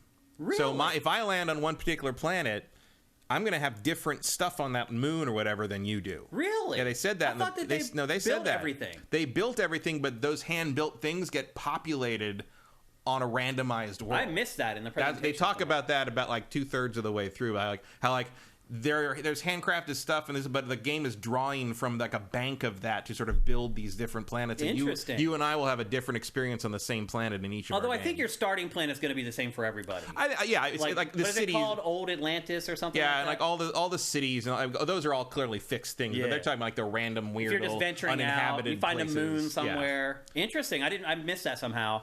This game is insane. If they deliver this game as it's supposed to be, it's game of the like century. Oh, this is one of the games that's been just sort of random, existed sort of theoretically in my head for Matt, the whole time I watched that 45-minute piece, I just thought of you the whole freaking time, dude. I was like, oh my God. I mean, this is exactly why I keep saying this is my most anticipated game, even if I don't know if it'll be my favorite game of the year. If they pull this off, it'll be my favorite game of the fucking century. It's unreal what they're trying to do with this game. No Man's Skyrim with like atmospheric, like astronomical stuff factored in. Yes, please. Matt, the combat, as somebody who's a gameplay first guy, I'll tell you what hit me at my core is the combat. The combat looks freaking awesome. Cool. Dude, there's a jetpack. I was like, oh my God, it's tribes. Yeah. They do. There was some tribes in there. Yes, Matt. I have two main criticisms of this. Okay. And the first one is, everyone in the combat, everybody is a little passive. Yeah, and that might be... They kind of stand around and wait for you to shoot them a little bit. Yeah, it feels like target shooting a little bit. It might just be because it's early on, might be because it's a demo. Like, I don't know. I saw it too. But it just, like, everyone either stands around or, like, Skyrim style, all the monsters just sort of flood at you and rush you. And I'm like, well, I hope there's a little more to it than that. I agree, yeah. And the other thing is, the environments are gorgeous. Yeah. Like, I will walk around those planets. The lighting is so different. The lighting's incredible. Like, the fact that it comes through the actual sun. The texture of the atmosphere differently, because depending on what's in the atmosphere. Like, unbelievable. The light source is the actual beautiful sun. Just beautiful. Exactly what. And then you cut to, like, the glassy-eyed... The other characters sort of like, hi, let's go outside now. I'm just like, Jesus Christ, like, you can romance. I'm like, why would I want to romance these fucking androids? I agree with you. The character models look like they're awful. Better. Like they're the best Bethesda's ever done, but they're still not up to par with either modern stuff or the rest of the game. That's my biggest concern. And because the other part of it too is because a big part of the game is interacting with the other characters. Like, you have to be staring at those ugly mugs a lot. Yeah, and they vary wildly. Like there's a very clear distinction between main design characters and characters just sort of out in the world. But even the main design ones, like the lead female character that, like, she's like the leader of the army or whatever. She's just dead-eyed. She just like she looked all right to me compared to like the one guy who's in your crew they keep talking about, and is like that has like the flight thing over his head. Yeah, and at one point he turns to you and talks, and I'm like, oh my God, like it was just like Uncanny Valley just punched me in the nose or something. Like me too. So those are my two big caveats are, like, I hope they the characters, even if it's post-launch, they can sort of improve the look of the characters that talk to you, the interaction NPCs, and I hope the combat has a little more happening with the enemies than just we're gonna stand around or we're gonna like charge you. Yeah, like I hope we're at least at like Mass Effect level of like combat here. Game looks insane, but otherwise, it just really unbelievable, insane, man. Like, if you haven't watched that 45-minute thing, like later tonight when you're chilling out, you've had dinner, kicking your feet up on your recliner or on your couch or whatever, go to YouTube, go to Sifted, watch it, sit for 45 minutes, prepare to have your mind blown. It really is insane. If they pull this off, I will be stunned, honestly. My biggest fear now is that I realize how ambitious it is. I'm terrified that the game is going to be a mess. I really am. In my fantasy team, like, no one's going to forgive all those bugs, so we'll see how it goes. But I do think that eventually that game is going to be a game of the forever. Oh, yeah. Because they will not stop until they get it up to scratch. Oh, yeah. To your point about the lighting, all their games in the past are so flat and drab. Yeah. That lighting engine changes everything. No, that's a big deal. And look, some of that you can see in their upgrades of Skyrim over the years. They clearly learned a lot about that over the course of upgrading that. OG Skyrim was just this flat. I mean, it had to be. It's what that system could do. So no, this is like they're delivering on the thing that I care the most about in terms of what you're showing me in the game, like of this concept, which is like, am I going to be able to land on these planets and see shit I've never seen in a game before? And that answer seems to be yes. Oh, yes. More than you can even comprehend. Yeah. So, and like, just want, I can find this. I'm like, yeah, you're just not going to see me. Like, I'll fucking Zoom call in from downstairs when this game comes out. I'm going to have to, like, throw a grapple hook and, like, climb in the window of your house and, like, knock on the window. Yo, we got to do the show. You're going to come in and, like, the PC's going to be set up here. And I'm just going to be like, I'll be here. Just let me know. We're going to do it all on a live stream from my office. And this is why we tell you guys, like, it's worth sacrificing, buying a few, like, B-tier games that you're not 1,000% psyched about to buy the other console. Like, instead of buying some, like, I don't know, B-tier PlayStation 5 game that you're like, I'm kind of excited for, but not really, save that money and get an Xbox Series X so that you can play this game. Like, I can't say it. I've been saying this for 20 years to people, and it just goes in one ear and out the other. This is the perfect example of it. And you can see already Sony fans are starting to realize, holy crap, this game looks insane. So they're already starting to kind of like poison the well. That's why they're all yelling about the frame rate thing. And the. It's like you mean like we see what people. It's so funny. You mean that like Last of Us 2 ran at? Know what they're doing. You mean like God of War ran at? Yeah. You mean like they all? Come on. All PlayStation. If you look at that game and think that's running at anything above 30 on modern consoles, you're out of your mind. Ratchet and Clank ripped apart 30 frames a second. Man, I'm not even expecting it to run 60 on my PC. Look, if it's locked at 30, I'm cool. Sure, that's all I care about. I don't want it to dip down to like 15 would or 20. Would I take 60? Sure, but I just played Tears of the Kingdom that I think dipped down to like single digits at times. Like, come on. Doesn't matter. It doesn't matter. Doesn't matter at all. It's just, you're right. It's the one thing the Sony fanboys are hanging on to. It's 30 frames per second. Okay, what did Ratchet and Clank Rift Apart run at?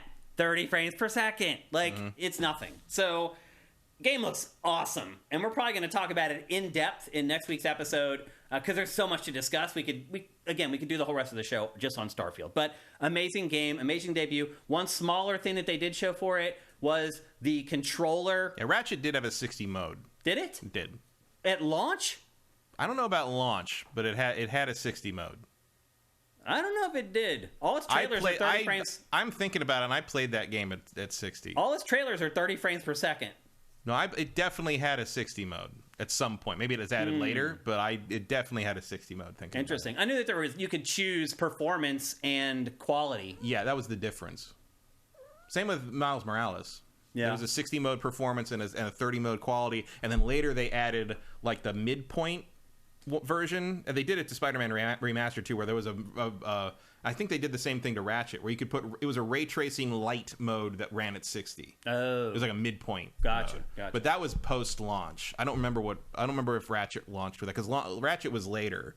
I don't remember if Ratchet had that at launch, but there was definitely a 60 mode eventually. Okay. If not at launch. Well, we just missed the whole trailer, but anyway, but the headset and controller for Starfield also look amazing. Oh yeah, actually that might be here now. So it leaked, and like a few days before the showcase, and everybody was like all over it. And it turns out it was real. The headset and controller are outside. They're downstairs right now. Delivered. You want me to go get it? That's crazy. I ordered that shit. Yeah, they look awesome. I'm starting to come around on the whole NASA punk thing, Matt. Yeah, it's still a dumb It's name, the dumb name, but it's the correct. I like the aesthetic. It describes it. Yeah. But it's like it's punk in the sense of like steampunk, where it's like. Although I will say, dirty it's basically meaning dirty and used. Well, no, it means like aesthetic. It means stylistic, because punk in cyberpunk literally means pushing against the system. Props to that Clockwork Revolution game for putting the punk and steampunk for a change. Yeah, but. Like what you're using NASA punk to mean here, like, yeah, it makes sense. Like, I get it. Although some people are like, well, how come they're cowboys? It's like, because there's still going to be fucking hicks in space, dude. Like, come on, I'm sorry. Like, we're going to all spread, if we spread out into the universe, into the galaxy, then, like, yeah, there's going to be people that take the fucking cowboy aesthetic to some backwater planet and think they're in Firefly, and that'll be that. The controller and the headset are both real sharp. Yeah. Did they come together, or did you have to buy them separately? You buy them separately. You do? You want me to go get them? We don't have time for you to run down there. Right. Maybe at a certain point, I'll send you down and grab it, and maybe we can show it off during Q&A at the end or something. Maybe that's what we'll do. Okay. We'll get the Q&A. Someone asks a question, I'll start answering it, and while I'm answering it, you can run interference, and I'll get it. Yeah, you can run down and grab it. But I think these look dope. Like, I don't need either one of them, but I'm thinking about buying them anyway. They look great. Starfield looks great. Hopefully they can hit it. Hopefully all the ambition behind the game is realized in the final game.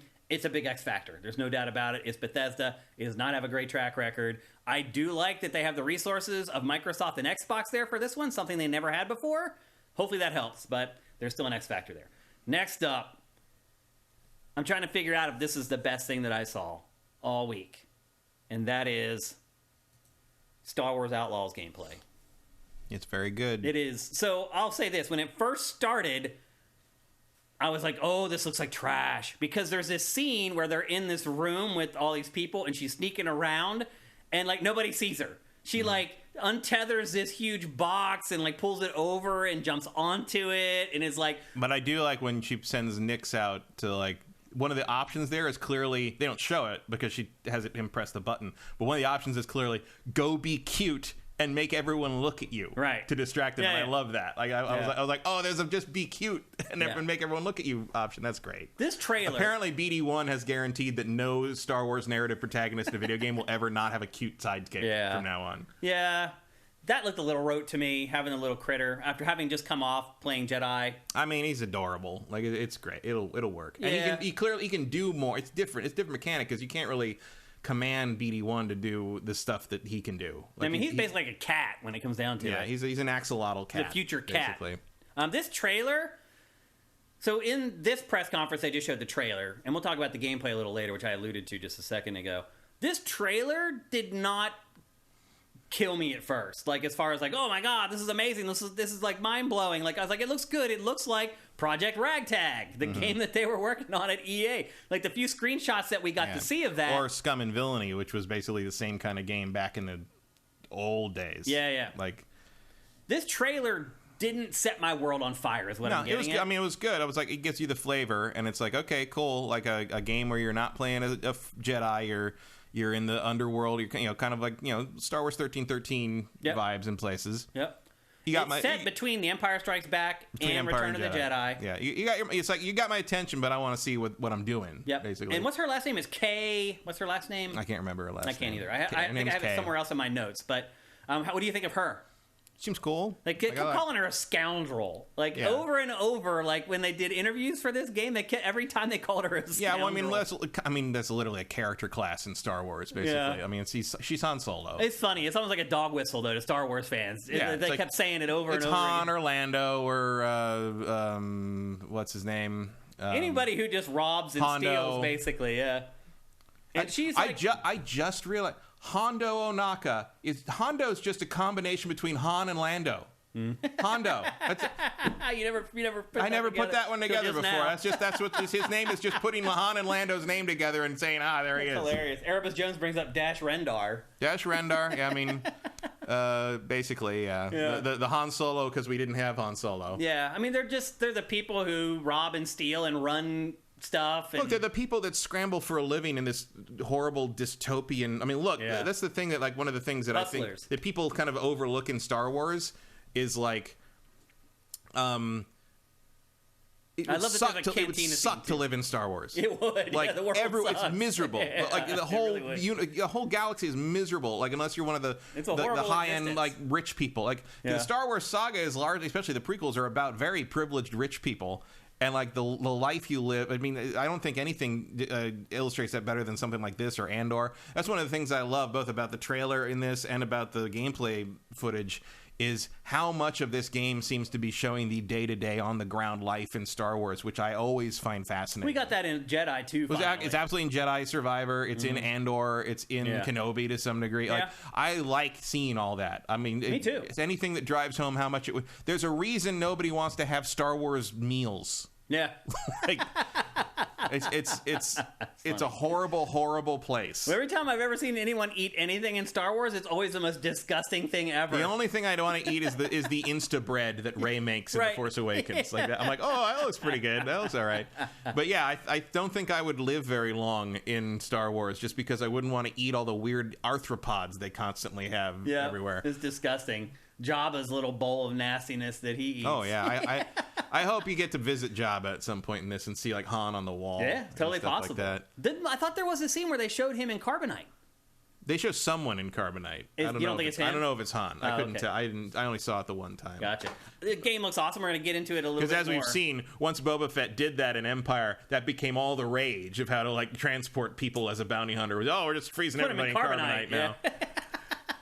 But Yep. So that we saw the trailer here, and then we'll talk about the gameplay that we see later on. Still, even though I was like, it looks cool, blah, blah, blah, I was still excited. it's like, hey, new Star Wars game, different thing. At And least it's coming in 2024. They didn't show there was open world in that trailer really much. We knew it. But we knew it, We've known and that was enough. Yeah, we've for known me to it's be excited open world watching. Star Wars action RPG from Massive for years now. Yep. You know.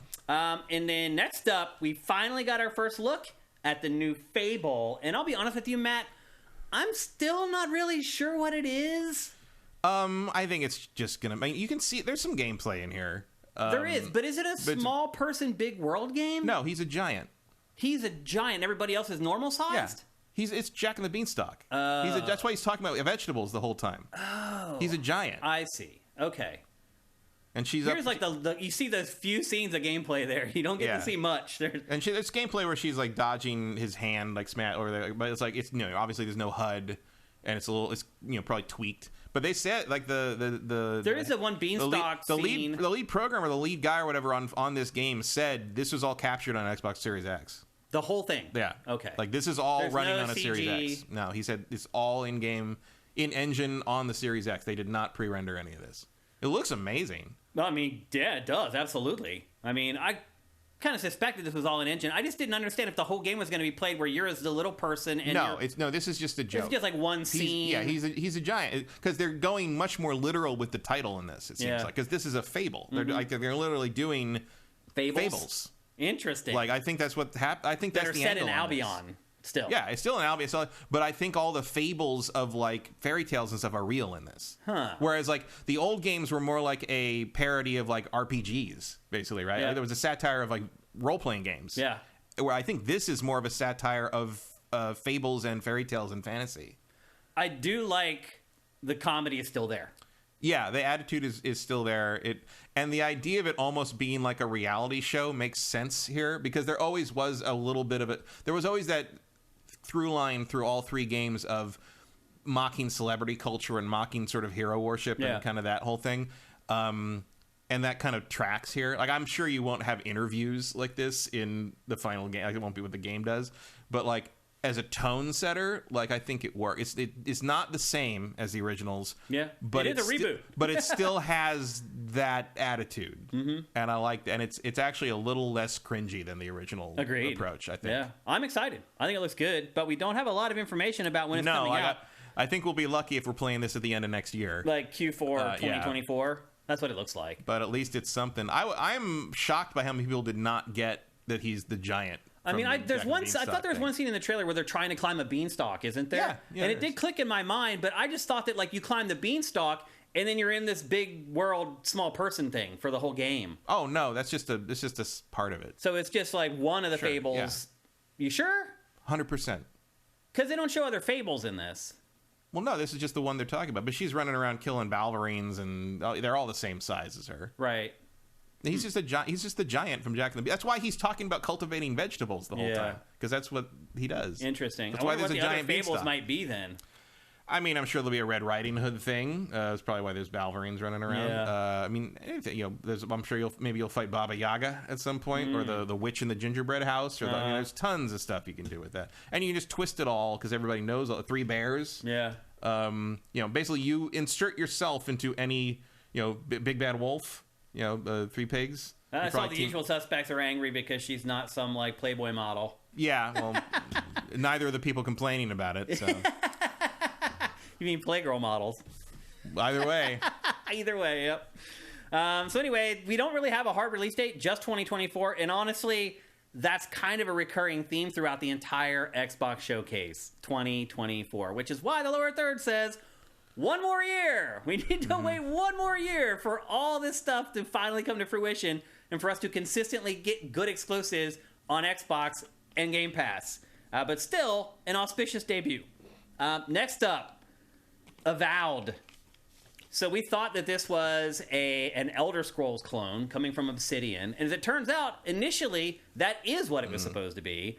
But throughout the course of development, and I believe in the line of trying to get the game out before like 2040, they decided to call the game back a little bit and make it more like the Outer Worlds instead of Skyrim. So they're saying this game is ultimately going to be around 20, 30 hours instead of like 60 or 70 hours. Yeah, I'm okay with that. No, yeah, Outer Worlds is great. Yeah. Like large-ish areas with like a story. I mean, that's what Obsidian does best. Uh-huh. So, yeah, for sure. Some people were disappointed in that, but... I'm not all that. I mean, I replayed Fallout New Vegas, obviously modded to within an inch of its life recently. And I'll be honest, the open world is the weakest part of that game. Yeah. Like, you just want to get to the basic It's really empty story as well. stuff. Yeah, absolutely. It's like... I think doing it like this is leaning into what Obsidian is best at. Yeah. And I don't have a problem with that at all. Did this surprise you at all? Like, is this what you expected it to be? Yeah, more or less. I mean, it's the Pillars of Eternity universe, Yeah. so it's basically, yeah. I was surprised that there are, like, guns in it. And there's there's some, like, kind of almost steampunk, diesel punk elements to those games. That kind of especially the second one. Bit. The second one, Dreadfire, is much more Industrial Revolution-ish with magic. I'll say this, too. Watching this footage, comparing it to EA's Immortals of Avium, Immortals of Avium looks like a much better playing game. As far as first-person magic casting. Well, Like, this looks a little slow and a little... That's a much more deliberate game. Yeah. I mean, much like Skyrim. But, Yeah. like, if I had to pick one, I would pick this one in a heartbeat. Well, this is going to have way more RPG elements. Much more RPG. Here's the thing. I mean, not in comparison to this. We'll get to Immortals of Avium, but like that game, I think. Here's my prediction for Immortals of Avium. Specifically you, are going to get your hands on that game and are going to hate how it plays.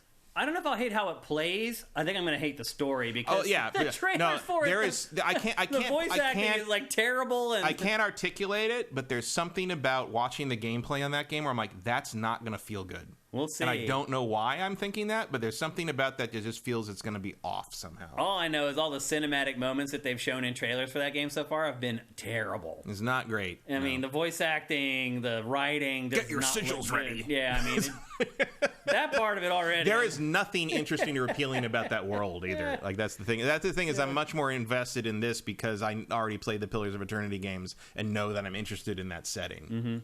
Mm-hmm. And seeing it from this point of view is going to be a very different thing because it's always been like kind of that Baldur's Gate 3/4 look. That looks good. I'm not slagging it at all. It's just a different style game. Again, 2024. We don't have a hard date for it yet, which is a shame. This game's also been in development for 3 or 4 years at this point. Although I'll be honest, like if you look at if Starfield delivers, Spider-Man delivers, I'm good. Yeah, I'm good till the end of the year. Thank you. Yeah. Like, I saw the head of Xbox Studios was saying... We don't even know what Nintendo's putting out for holiday yet. I know. So. I saw the head of Xbox Studios was saying today that you just have to start expecting that games take 4 to 6 years to make. Yep. But that's just the way it is now. And if you expect anything shorter, you're going to end up with games that aren't as great. So, yeah, and they're basically like we've just had to kind of live through the delay on that as they catch up to themselves, basically. And this is at about the 4-year mark at this point, so when do you think we're going to see this one, Matt? I mean, knowing Obsidian, this feels like a 2025. Oh, really? You don't think even next year? Because they said 2024. Yeah, but I think this one's going to slip. Interesting. I mean, the truth is you'll find out. It might be next year, but like I wouldn't. Like I ain't drafting it. Just a spoiler. If you want this one on the fantasy team, you can have it. If they announce a real release date of like January or February, then maybe I will. Yeah, maybe if it's at the Game Awards and it gets an actual bracket somehow. But like not right now, I would not put my money on that or Fable. For the other thing too is as we go through this Xbox showcase, you're going to realize there are so many big Xbox games coming in 2024. Yeah, everything is next year. Conceivably, they could push it and be like, we're still okay. So to your point, it could make sense ultimately. So that's Avowed. Again, it's coming from Obsidian. Supposed to come out next year. Could come out in 2025. And then next is the most confounding game for me of all of E3 week. The one game where I just looked at it and was like, why was this greenlit? And that is Path of the Goddess, a brand new IP from Capcom. I do not understand what this is. I don't either. And it's actually Kunitsugami Path of the Goddess. It's coming for PC, PS5, and Xbox Series. It's a hack and slash, and that's about all I can tell you about it. Like, set in weird Japanese mythology. Mm-hmm. It is bizarre. Like, I don't understand how you go to a pitch meeting with this game and land the pitch. I mean, like, visually it's cool. Oh, but, yeah. like, Visually, it looks amazing. when it gets into, like, the gameplay, it looks really slow. I don't even know how to explain this game. I don't quite... Like, I couldn't get a feel for what you were going to do in it other than obviously swing a sword at things. But, like, I didn't get what the hook was beyond, like, the visuals. I don't either. And I've looked all over the internet trying to figure out... They have released, like, hardly any information about this. And then Capcom, in its press conference, just published the same trailer. It's the same trailer, yeah. I get the impression this is way out. Yeah. It almost feels proof of concept. Maybe. It's so bizarre. What is this? I mean, it's unique. I mean, it looks like it's from, like, the people at Capcom that makes their arty games. Yeah. Honestly. Like, this is their branch that does, like, this type of stuff. But this one, like, I feel like maybe they went too far out there. I mean, they're leaning real hard into the yokai element there. And, like, I mean, I don't know. Like, maybe the art's insane. It looks cool. Like, I'm super into that. But like watching this sequence, I'm just like, oh, what is going on? That looks like a PS2 game in terms of, like, kind of the gameplay functionality. I don't know what else to describe it. It's like a bad version of a Togi or something. Yeah. Like, I would need to see more, really. Again, aesthetically incredible. Like, I love the art. I love looking at it. I just don't know what I'm looking at. I don't either. It's bizarre. So we don't have hardly any information on that, but it was in this. It was also in Capcom's press event. My guess is we probably won't see that game until 2026 or something like that. Anyway, I mean, I wouldn't be surprised if this is like another Deep Down. Mm-hmm. You know, that just disappears. We never see it again. Or that, like, what's Pragmata or whatever, where, like, the whole trailer was just an apology. Yeah. Like, this is your new Pragmata. This is the new thing. It's like, is that coming out still? Ever? Oh, yeah, it's later. We thought Dragon's Dogma 2 was one of those, and... Well, Dragon's Dogma 2 was never announced. Well, it was recently. For a long time before we got that trailer of not long ago. No, if you go back and look on Sifted, I could pull it up now, but if you go back and look on Sifted, we had hints of Dragon's Dogma 2 years ago. Yeah, but they didn't say anything about, like, Dragon's Dogma 2 is coming until this way year. Before the showcase, this PlayStation showcase they did. Yeah, it was announced. I would have known. They didn't. No, I can show you if you want me to. Go ahead. Believe me. I don't, because I would have known that. I feel. I mean, they've talked about, we might do that. I mean, I know they did that Dragon's Dogma online thing that lasted. It was in Asia only or something, whatever that was, which was annoying that I couldn't play that, but I guess it wasn't very good anyway. I can find it real quick. But now, as far as I remember, there was no confirmation on Dragon's Dogma 2 until they finally admitted, here it is. Yep, there was. Here we go. So here's the game page. Actually, I'll bring this up for everybody so they can all see it. What did it accomplish? So here you can see how much coverage we already have for Dragon's Dogma. Mm-hmm. And Dragon's Dogma 2 was announced in 2021. January 2nd. Teases upcoming announcement. So when did they actually announce it? Into 10 years of Dragon's Dogma. Did they mention it at 10 years? And that was June of 2022. Yep. I don't think I believed them. Okay. There, Dragon's Dogma announced. Yeah, 6/16/2022. Yeah. So it's been out there for a while. But rumored for like 10 years. Yeah. People kept... Yeah, that's what I was saying. We talked about it for a long time, and then finally we got like the trailer or whatever. So, so I don't know. It could be Dragon's Dogma 2. It could be Pragmata. Who knows? But it is one bizarre game. That's one thing I'm 100% sure of. Let's see. Next up. Probably the most disappointing thing for me from this week, and that was Hellblade 2. Just in the sense that they didn't really show anything? Yeah, it was like, it was really just a focus on the psychological angle of the franchise, which is very important. I understand why they would want to do that. And it was a focus on, and I've been pronouncing her name wrong all along, it's Senua. Yeah. I haven't been saying it that way. What have you been saying? Senua. But they say it Senua. Yeah. Yeah, I've been saying Senua. But anyway... It might just be accent difference. Could be. But this trailer is all about her. It's all about psychology. Like, if you watch this trailer with surround sound, it's incredible. There's voices coming from all over the place. I mean, that was the first game. Yeah. I mean, the sound design on these games have always been amazing. But nothing really happens in this. It's like we've waited a really long time for an update on this game. Well, we still don't know anything about what it is, how it plays, any of that. It's a long time. Although she said in the intro that apparently that weird torso monster thing is a troll. Oh, really? She said that she hunted a troll. So that's a troll. Turns out. Interesting. But this trailer was not interesting. Like it's really long too. It's like almost 3 minutes long, and it's just like nothing happens. I mean, it's interesting to me in terms of like the visuals are weird, and like the sound design's great, and I care about this character as a character. Like I'm interested in what happens to her in this game. But yeah, we still don't know what the hell happens in this game. No. And it feels again, and I know they said like 2024 or whatever. It just, again, makes me feel like this game is way out. I mean, they only showed this, and now they're saying it's still not until next year.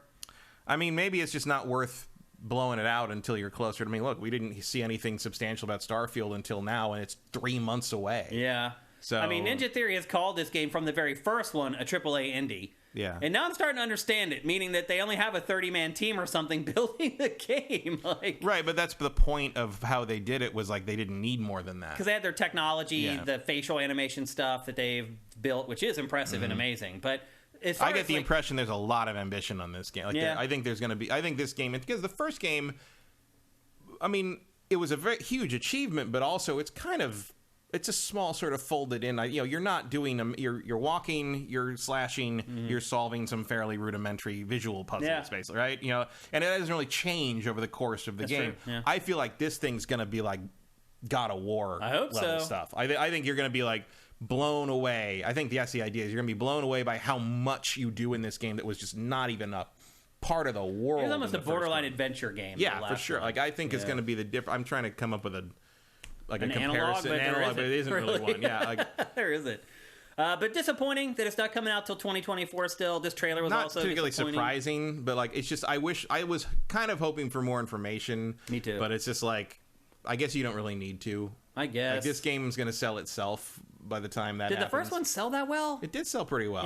Yeah. I mean, it was a word of mouth sleeper thing, but it did well enough to like warrant them to buy them. You know? But yeah, eventually it did. I don't think a lot of the copies sold were full price, but like Hellblade made a splash. Okay, but again, more than Heavenly Sword did. Yeah, that's true. Yeah, what happened to that franchise? Another game though that's not coming out till 2024 for Xbox. Again, one more year. We got to wait one more year. Next up, a game that I think was probably the darling of this press event, Clockwork Revolution. If you're a fan of BioShock, you should be paying attention. Yeah, there's an element of this. It feels like BioShock Infinite, but like done better without fear, basically. Like it's like what if BioShock Infinite was actually about what it claimed to be about. Yeah, this game is made by In Exile, and as you can see, it is a steampunk-styled first-person action RPG. Unless you change the timeline, in which case it becomes a diesel punk. Right, game. Because the other thing is that this game has time manipulation in it. It's a big element of the game. You can rewind, which is obvious, and a lot of games have done that. But there's other ways that you can manipulate time in this game as well. And big props for making one of the very few examples I can think of steampunk that actually knows what the punk means. Yeah. The fighting against the system, the recalcitrance against the unjust ruling class. I mean, BioShock does that, though.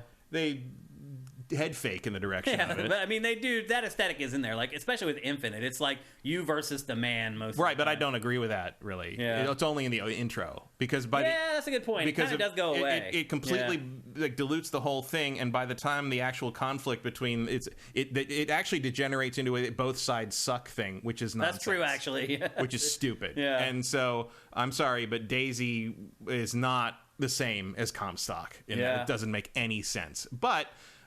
This definitely seems to be leaning into a more. I mean, look, part of the thing that people have problems with, sort of like, and people criticize the idea of like blank punk, including the NASA punk thing, is cyberpunk comes from the fact that the original Neuromancer and stuff was, the cyber stuff is obviously about the tech of the setting, but the punk is about someone who's rejecting the system and fighting against it and kind of leading some kind of revolution of some kind, or at least in their own head. Whereas steampunk is just an aesthetic.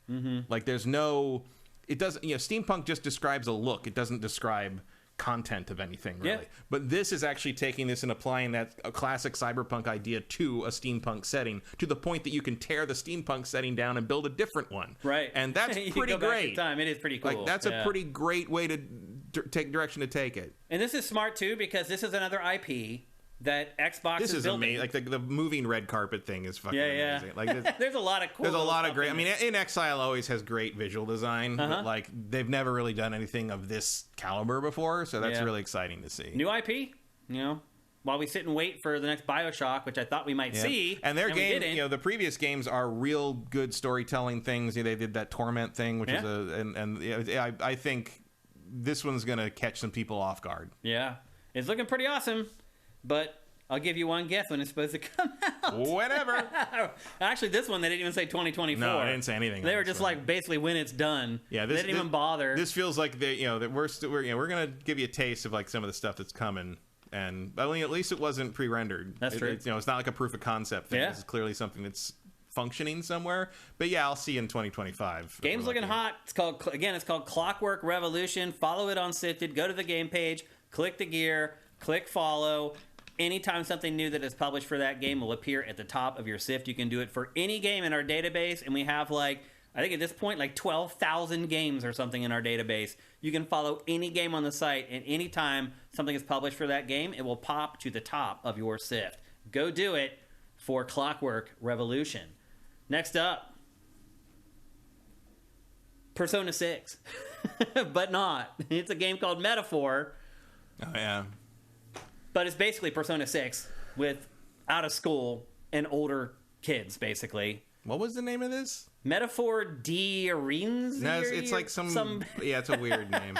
I just call it Metaphor. This just looks like Persona Fire Emblem to Pretty me, much, yeah. which I'm fine with. Me too. Well, I mean, yeah. they reuse the menu system and the fonts and everything. Early on, I thought it might be a Persona I thought it was too, because it's so close. Even that stacking right there of the party members, it's pulled straight out of Persona. It's a turn-based RPG, just like Persona. It's just, to me, it's like a grown-up Persona in some ways. It's like not a bunch everybody still looks about 15 though. Yeah, but they're not in high school anymore. Well, not that we know of. I'm just about due to play another Persona game. It's not going to be Persona 3. I'll tell you that much. Well, Persona 5, man, I put I don't even know, 80 hours or something into it. I was enough of that for a while. How long ago was that now? A few years. And I'm still probably not ready to play another one because they're just so big. I was kind of on board for the Persona 3 remake until I found out it does not include the Fez stuff or the PlayStation Portable upgrades. Yeah, I'm surprised to hear why would you that. not make that Why? a complete version of that? Oh, it's quick dumb. and dirty. They're trying to find a cheaper way to do it, apparently. Yeah. What do you think of this game? Cool. I like the art. Art's nice. I feel like it's just going to be another one of it's just like the other. It's just like Persona 5. It's like I'm going to play it for a while, and I'm going to get real tired of the repetition and the. I mean, I just hope the writing's a little better. Mm-hmm. I like that it's not set in a high school for once. That's good. Yeah, that helps. But I just I don't have a lot of faith in sort of the general Persona style thing of not just repeating itself over and over again. It's the same. They do get repetitive. It's both a good and a bad thing. It's like the same creative team, right? Yeah. Aesthetically, though, really cool. Swanland says this game has been in development for years. Obviously, yeah. I mean, it's been in development since Persona 5. Mm-hmm. And meanwhile, they were doing how many Persona 5 games were there now? 5? Several, yeah. I think there's 5 Persona 5 games. If you count the full spin-offs, like the Dynasty Warriors game and stuff. There was the Stratica one that we're going to talk about here shortly. One, there's the Royal Edition, or whatever that was. There was the Persona 5 Royal. There was the there was the hack and slash Muso game. Yeah. I think there's 5. The fighting game. Yeah. I think there's 5 total. There's the music game. That's right. Dancing in Starlight or whatever that is. Yeah. Yep. So anyway, it's good to see. To me, it's good to see that they're moving away from Persona for a while and they're trying something new. And I do enjoy Persona, and I can only do it once every 6 or 7 years, and it looks like the timing is going to work out perfectly. As of right now, it only has a 2024 release date. So we should get more information on that pretty soon, maybe at Tokyo Game Show, actually, in September. Next up, a game called, and this is awesome. The good games just keep rolling, Matt. This game's called South of Midnight. This is from Compulsion Games, the studio that made We Happy Few, the crazy game that came out just as Xbox had bought Compulsion. It's about this tripped out alternate world. It's almost like a Clockwork Orange is what that game reminds me of. This one has some Clockwork Orange, some Brave New World in it. Yeah. This one appears to have a different angle, but a very similar bent at the same time. Now, like, this guy's basically claymation. The whole game is stop action animation. Like, you'll see a shot of her where she ticks, like her animation's like tick tick tick tick tick. It's pretty cool. Like, this trailer's really freaking cool and really awesome, the animation in this. But we didn't get a ton of information about it. It's also coming out in 2024 as of right now. But all they really said is that it's an action-adventure game that takes place in the Deep South, basically in Louisiana, and that's it. It's an action-adventure, not an action RPG. And that's pretty much all they gave us, just this cinematic trailer, but I'm already hooked into the world and the aesthetic and the ideas behind it. Looks pretty awesome. What do you think of it, Matt? That's cool. Like, I think, kind of the dark, mystical angle of the bayou and there's going to be tons of voodoo and crap in this. Yeah, sure. Looks neat. Again, if you give me something that looks different, that I don't have anything to really compare this to. Yeah. I guess there's a little bit of Little Nightmares to it, but it's a very different take on the idea. I got to see what the game is, but you've got my attention. Well, they've announced that they're making a new Shadow Man game. And somehow I do not feel like the Shadow Man game will look as intriguing. No, probably not. But that's also set in Louisiana Bayou and has a bunch of voodoo and all that stuff in it. It would be nice if this is what the new Shadow Man looked like, but I'm guessing I'm also going to guess that there's maybe a little more research put in this one. Yeah. Shadow Man has always been a little a little loosey-goosey on that kind of idea. Yeah. But I love the art in this. I love the style of it. Again, that is called South of Midnight. And it's from Compulsion, which means it will be an Xbox and PC exclusive. Another new IP, which is great to see. Next up, pulling up to the starting grid to save your fantasy team. Yeah. It's Forza Motorsport.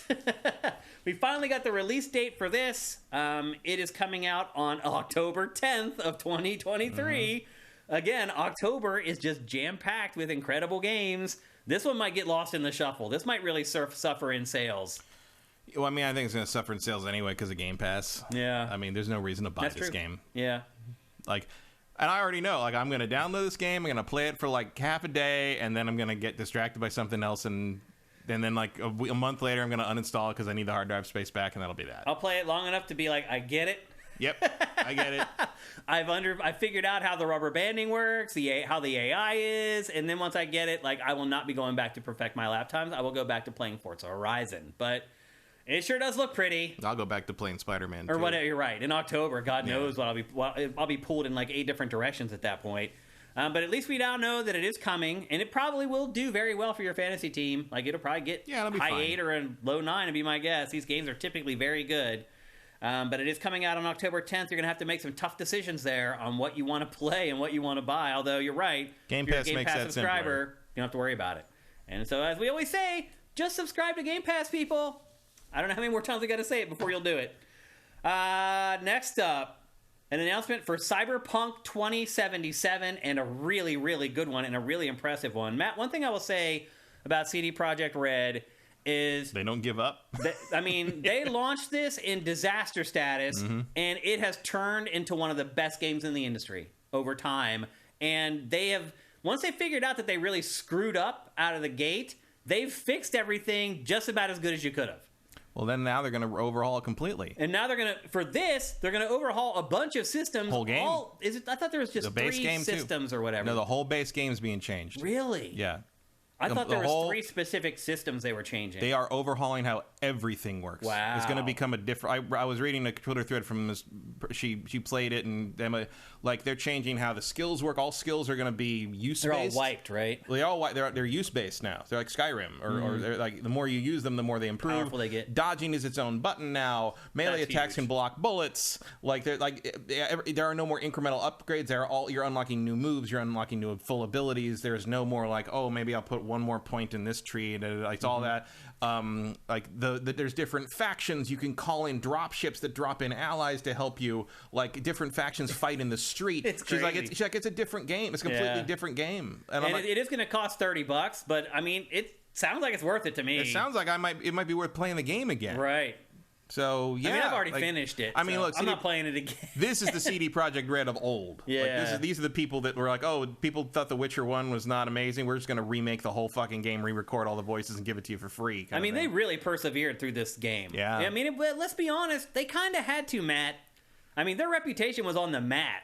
Yeah, I mean, this was a No Man's Sky situation, really. It's like you had to come back. You got to fix it. You got to make it right. And now you're in the same thing with Hello Games, where you're like, okay, you're just going above and beyond at this point. Like, I mean, I think this game, and I still don't like it as much as like Witcher 3 or anything, but I feel like they got it to the point where it was respectable. Hell yeah, absolutely. And, I mean, I liked the base game. Like, I played it, and I didn't have a lot of problems. I didn't play like the PS4 version that was a disaster or whatever. No, so I mean, I played I just replayed about half of the game on PC earlier this year. I still think it's a pretty boring game. Really? Yeah, I don't think it's very engaging.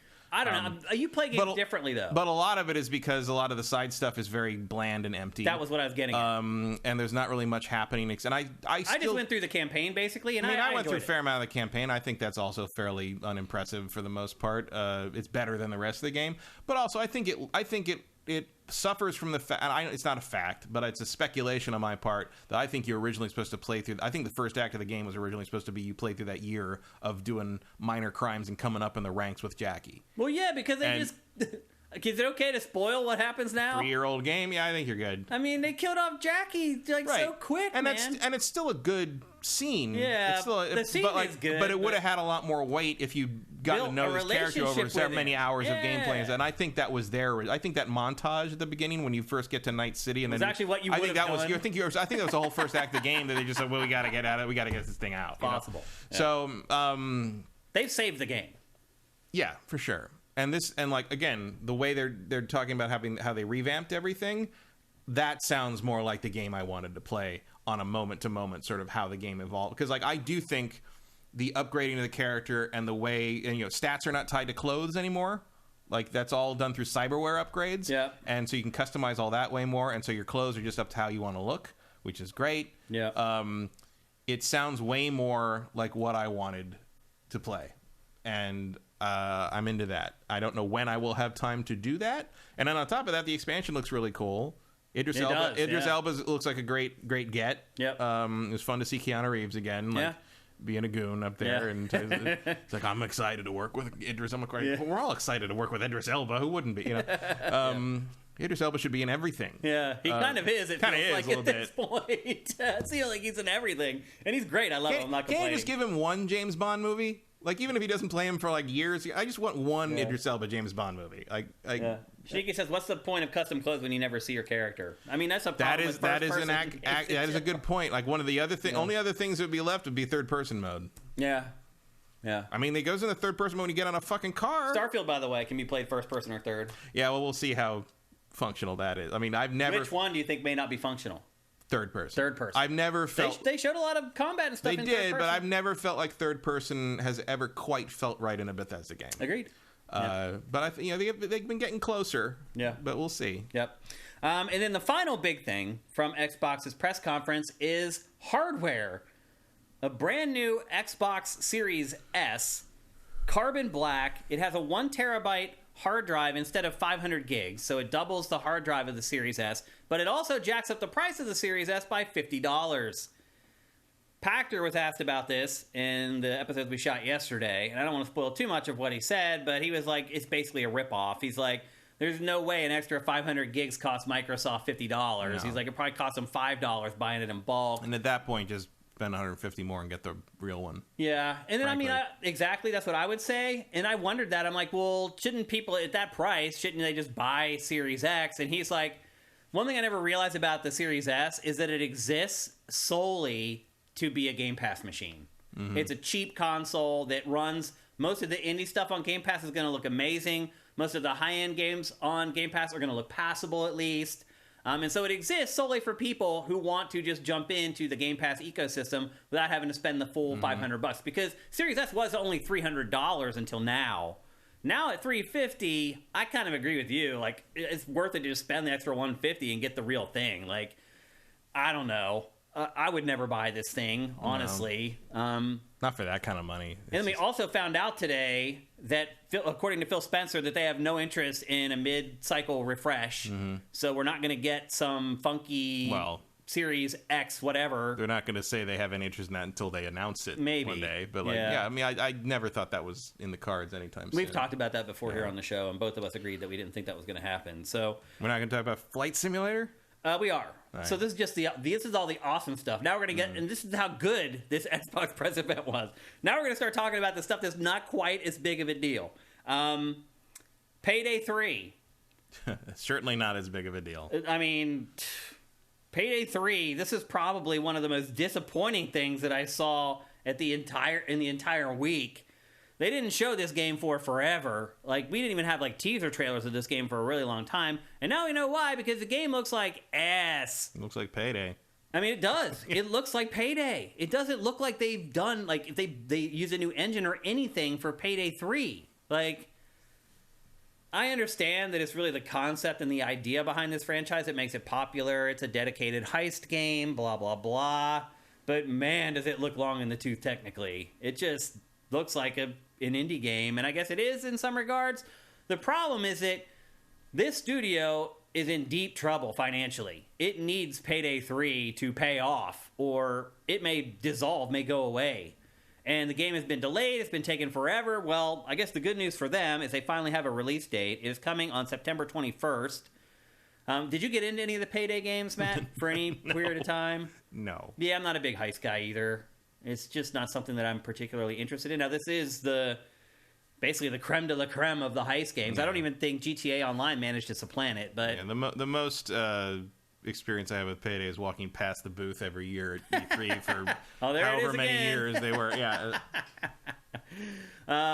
Look, I do realize this game has a lot of fans. Like, have a pretty big fan base. I'm just not one of them. Sure, but that's their problem. And if you're trying to get new people into it, one thing that will help with doing that is having a game that's technically proficient. Mm-hmm. And when a game isn't technically proficient, that is a turnoff for me. Oh, no, I don't know. I mean, look, it's like you're either interested in this or you're not. Yeah, like, you mean in the concept and the idea? Yeah, like, and I sure am not. Yeah, me either.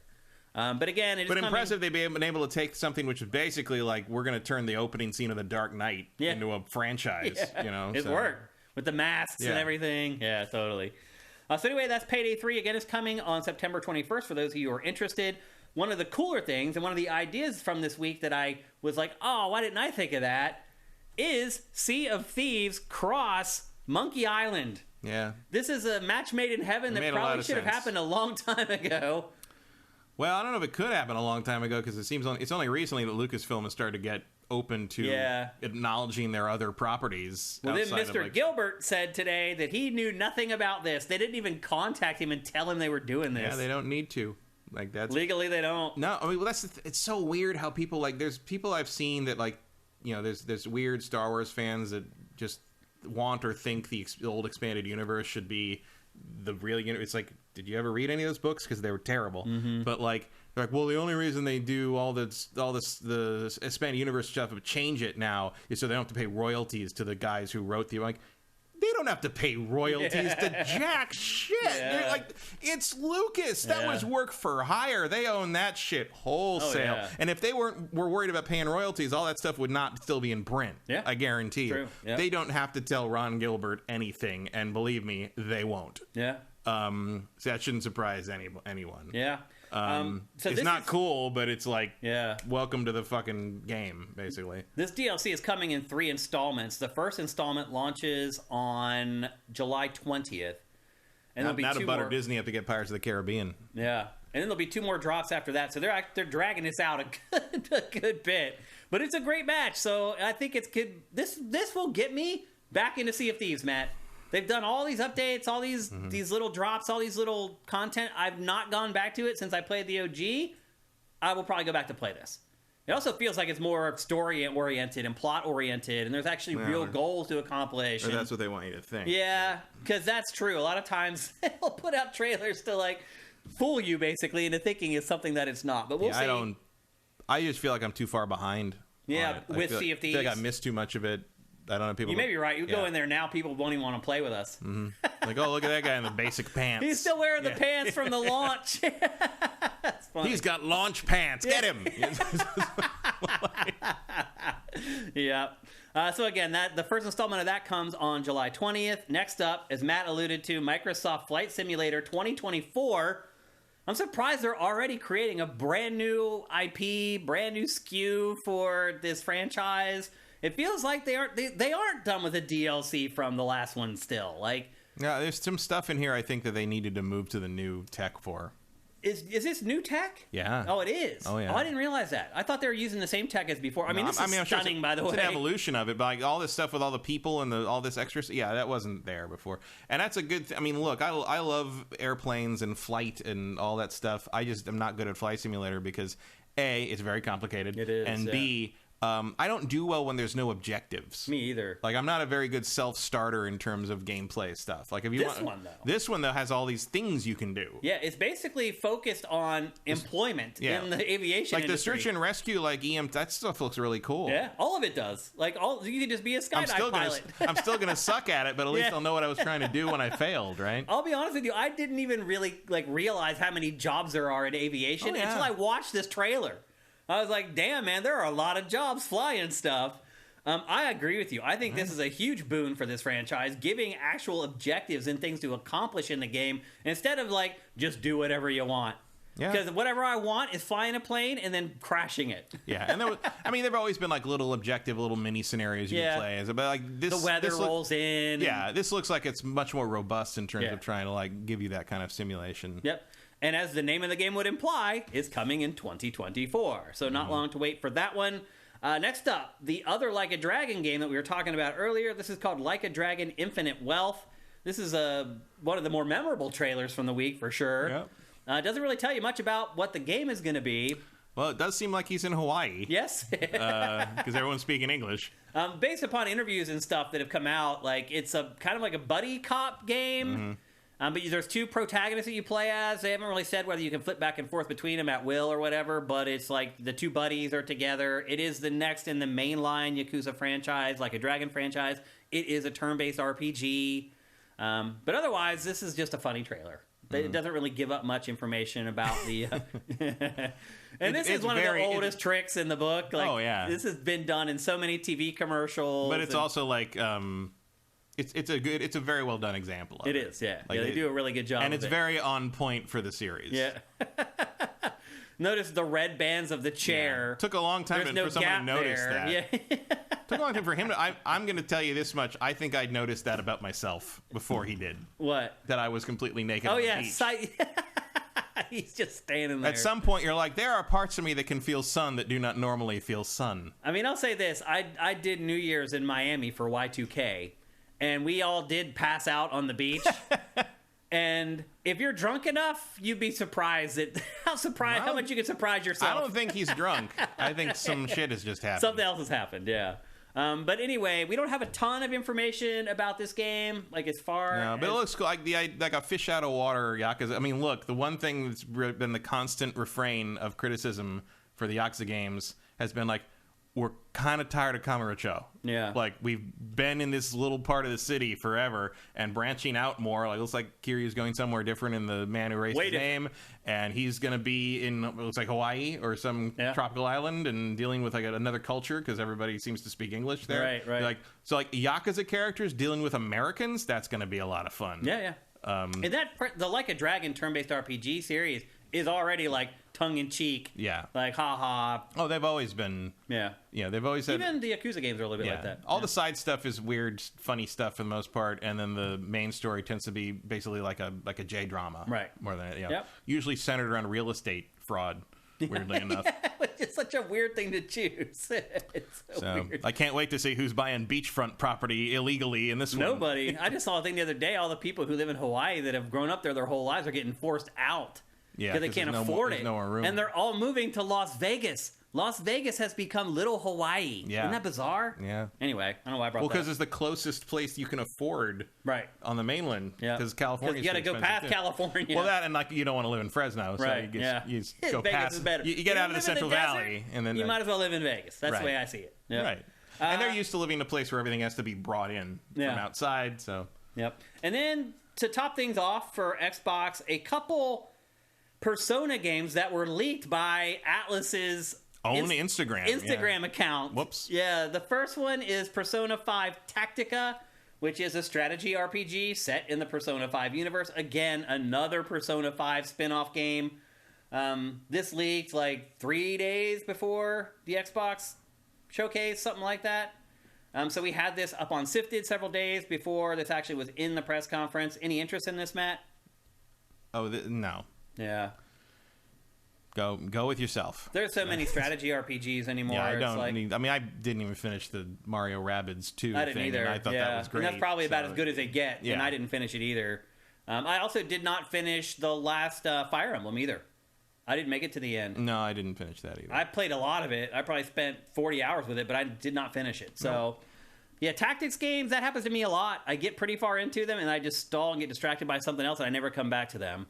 And then the other Persona game is the Persona 3 remake. They're calling it Reload. As Matt alluded to earlier and was upset about, there's a lot of content that came to this game in later versions that is not going to make the cut for this version, which is very odd, but probably a way for them to get it done more easily, more quickly, more cheaply.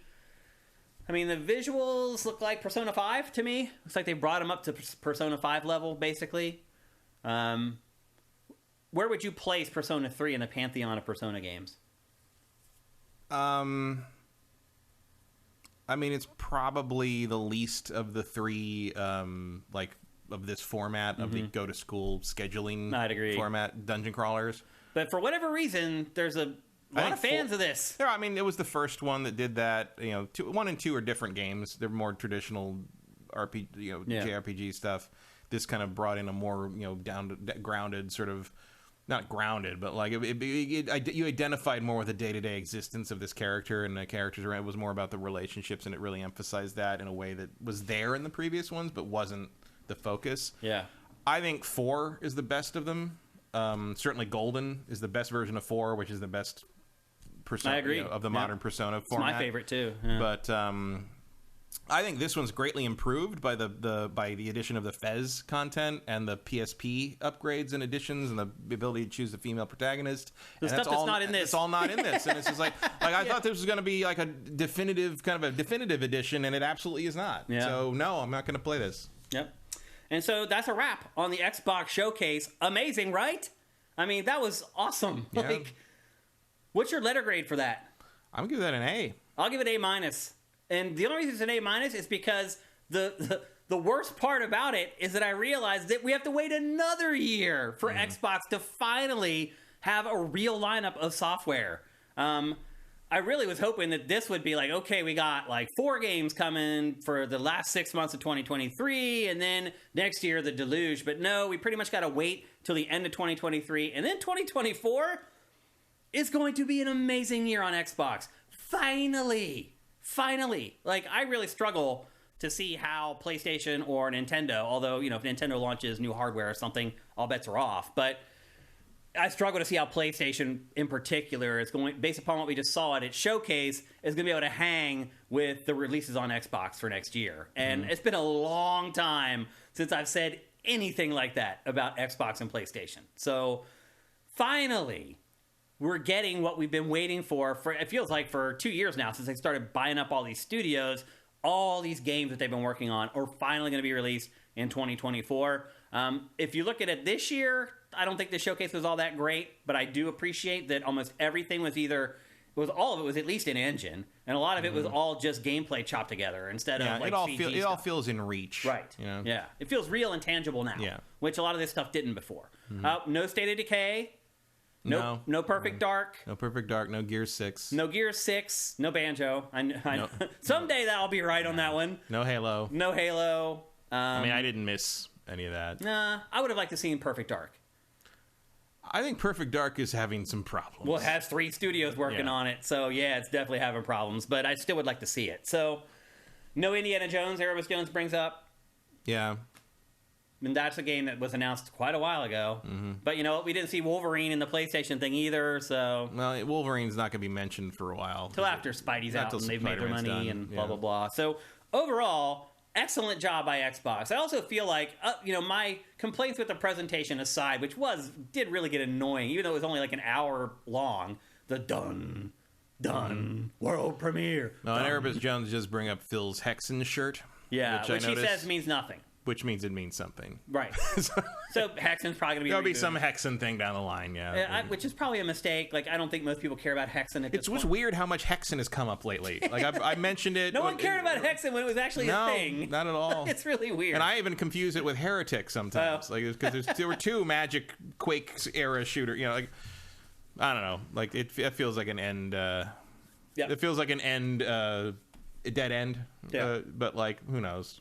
Overall, excellent job by Microsoft, though. Finally, they got some guns that they can pull out and be like, "Look at these!" Like, it just takes longer these days. It really does. It's like Mr. Booty said. It's like it's a 4 to 6 year cycle now, and that's just kind of the way it is because these games are huge and we demand it. Like if it doesn't take 4 to 6 years, we say the game is crap, and so you're getting 4 to 6 years. That's basically what's happening here. We've turned into such jerks that we make fun of anything that isn't just like crispy clean, and so the developers are listening and they're like, okay, we're not going to release anything that isn't crispy clean, and it's going to take us 4 years to do it. So we are suffering from our own criticisms right now, I think. So I mean, and we're guilty of it too. As how the come press. How come they didn't show Spider-Man 2 until now? Because you weirdos made fun fucking of lost their shit about the puddles for years. You would have made and then they still complained about the water, and like it just looked fine. It looked fine. This is why we can't. We don't deserve nice things, people. So anyway, there you go. That's the Xbox showcase. Now it's time to move on to talk about Ubisoft. And I'll be honest with you, Matt, I had very low hopes for this. Yeah, I didn't have a lot of I was like, this is going to be a disaster. I'm just like, what in the world are they going to show? And then it starts with the Just Dance 2024 thing on stage, and I'm like... We can't disappoint Pactor. I mean, I'll be honest with you, though, it kind of felt good to see that. Because, it took me back to when E3 was a thing, and that's how UB was. It's like they would do this embarrassing presentation at the beginning of their press conference every year, and they did it. And thankfully... it lasted like 90 seconds total. I think they figured out that people are like, we don't really want to watch this, but Just Dance still makes them a lot of money, so they got to do it. And then they went into the press conference proper, and things got much better very, very quickly because of one game. And again, I'm really on the fence here. I don't know if this is the game of the show, but Star Wars Outlaws gameplay, holy moly. So... it starts, and as I mentioned a little bit earlier, like I thought the beginning of this demo, I was like, oh no, it's awful. It's embarrassing. There's all these weird moments happening that don't make sense. And then she leaves. And that's when it just all starts clicking into place. She leaves that room and gets on a bike and goes to this outpost out in the middle of nowhere, goes into the outpost, does a bunch of fun stuff, gets in her ship, gets in the ship, flies out in this, and it's kind of like the Starfield moment, Matt.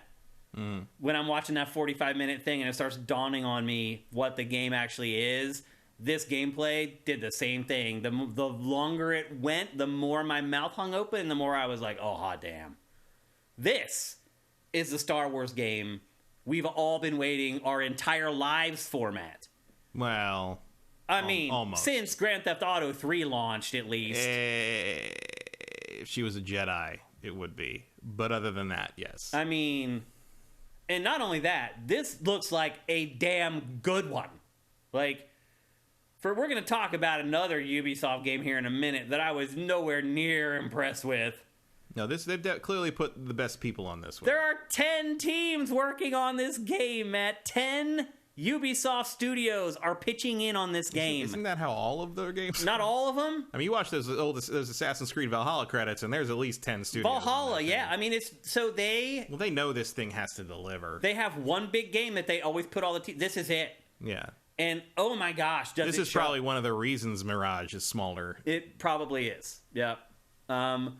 Like you got to get this right, and you got to show them that they were right to move away from EA. Yeah. And it looks like they did. I mean, this game looks great. It looks amazing, man. My one concern, though, watching this, the gunplay looks a little janky. Yeah, it's blasters.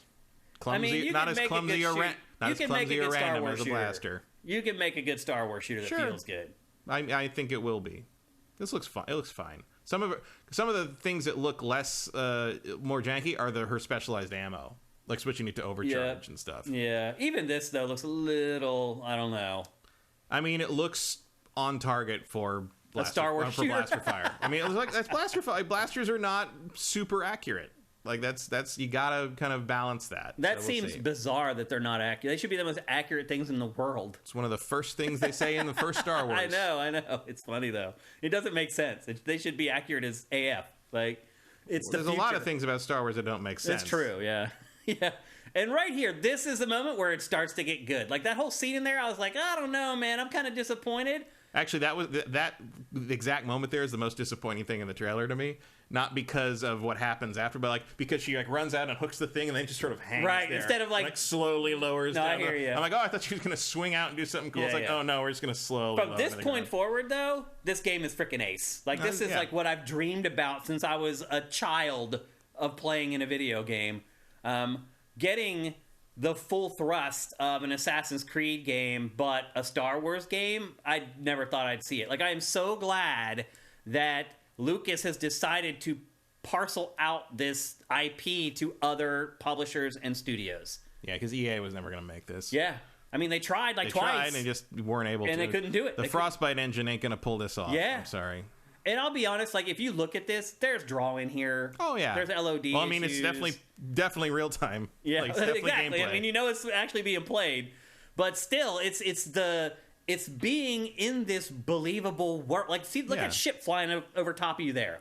Yeah, all that stuff's great. Like I said, all the on the ground day-to-day elements of what it's like to live in this galaxy. Anytime you do that, you got my attention. You pull up into this little settlement town, and there's a little, and coming on the heels of Andor, this is exactly what you need. Oh, this is exactly what people want to see, I think. Yeah. So we're gonna do an abbreviated version of our Best of E3 awards in next week's show. We're not going to go through all 20 categories. We'll probably do 10 categories or whatever. Look, there's just a fucking monster sleeping outside the thing. It's great. It's great. The more you start the amount of clutter, the amount of just lived in element, they nail it. They just nail it. Yeah. Every single shot in this is great. And this is also where I managed to fall in love with her as a character as well. No, she's cool. I like her. Yep.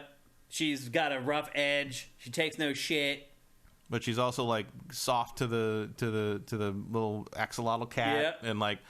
and clearly friends with the droid. She's a woman in a man's world, dominating. I love that. And I like that she's got a little bit of you look at that nose has been broken a couple times. She's got some lived in to her as well. Oh yeah.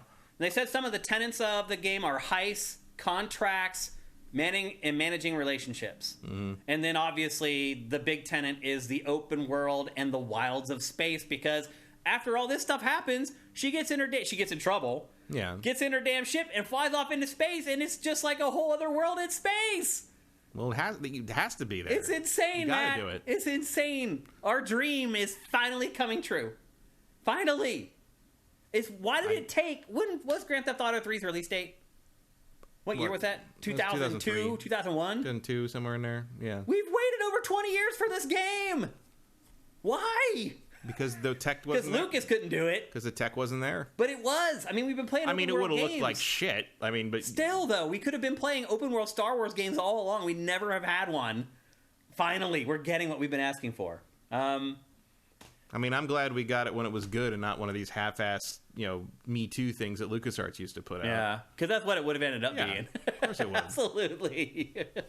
I want to jump forward here because we can't talk, because this is a pretty long demo. We can't talk about it the whole time. I wanted to jump to the space stuff so you guys can see it if you haven't seen it already. So basically what happens is she gets in an argument with some people over a deal that they made. Imperials come after her. Yeah, and the Imperials come after her. She runs, gets in her ship, and takes off into space to run away. And she literally gets in her ship on the ground, flies off of the ground, and it just transitions naturally into space. I know we kind of take that for granted now. That's not something that a lot of games do still. I do think that's I think it's a slightly not impressive transition. The fade. Do you think that fogging that they use? The fogging and the fade in of space is a little not great. So do you think the space is not there and it's loading? Oh, 100%. 100%. Oh, really? Yeah, that's a load screen, no question. Which is crazy that in No Man's Sky they can do it, but they can't do it here. Well, No Man's Sky doesn't look like this. That's true. That's true. There's a lot more happening here. I love that there's Aurebesh on the HUD. That they use the Aurebesh stuff as much as they do, the shield and the hull strength. Just use the Star Wars language. They don't use English. Mm-hmm. Everything's duplicated in English and Aurebesh. That's really cool. You can figure out you can load the hyperdrive up while you're trying to dodge laser fire. This is all, it's all there. You go, jump out to another thing.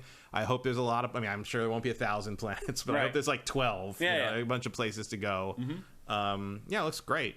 Looks great. It really does, man. I'm really excited for this. Tiny Blip in History says, I used to dislike Star Wars media without Jedi in it. Like, I honestly don't care that much. I do. I mean, the Jedi are the hook. I mean, to me, the Force stuff is the hook. And okay, you want my bet on this? Yeah. The cliffhanger / post-credits, quote-unquote, scene of this game will be that she discovers she's Force sensitive. Oh. And the next game will be her learning to be a Force Jedi. powers. It's possible.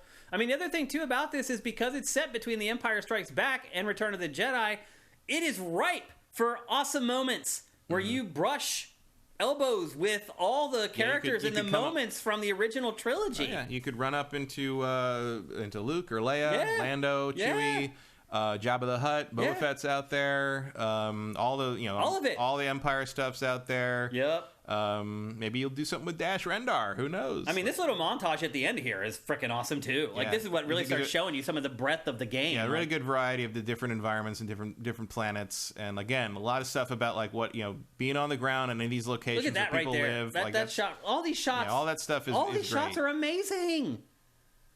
The characters, like all of it, it just looks freaking awesome. Normal stormtroopers, TIE fighters, it's got it all. I am really, really excited for that game. Again, coming in 2024, we don't know when. When do you think? No, I mean, I'm Q4. My guess would be end of the year. Like you save that for That's holiday. Yubi's big game for the holidays. Yeah. I don't see how you don't. Is there anything significant with the Star Wars movies or TV shows that it could coincide with, maybe? Not of that era. I mean, you've got a bunch of Star Wars stuff coming to Disney Plus this year and next. I mean, you got Skeleton Crew and Ahsoka's in August, and Andor Season 2 is in there. So, I mean, everything just got delayed today. Right, because of the Writers Guild strike and all that. And, like, I think the Star Wars... is when are they going to pay these writers? Pay the effing writers! Well, as long as the Directors Guild doesn't cave on them. That's what happened last time, and they're trying it this time. But the problem is the Directors Guild wants the same thing the Writers Guild wants this time, which is transparency on the streaming numbers and revenues. Yeah. And that's the one thing the studios don't want to give up because they don't want to admit that it didn't work.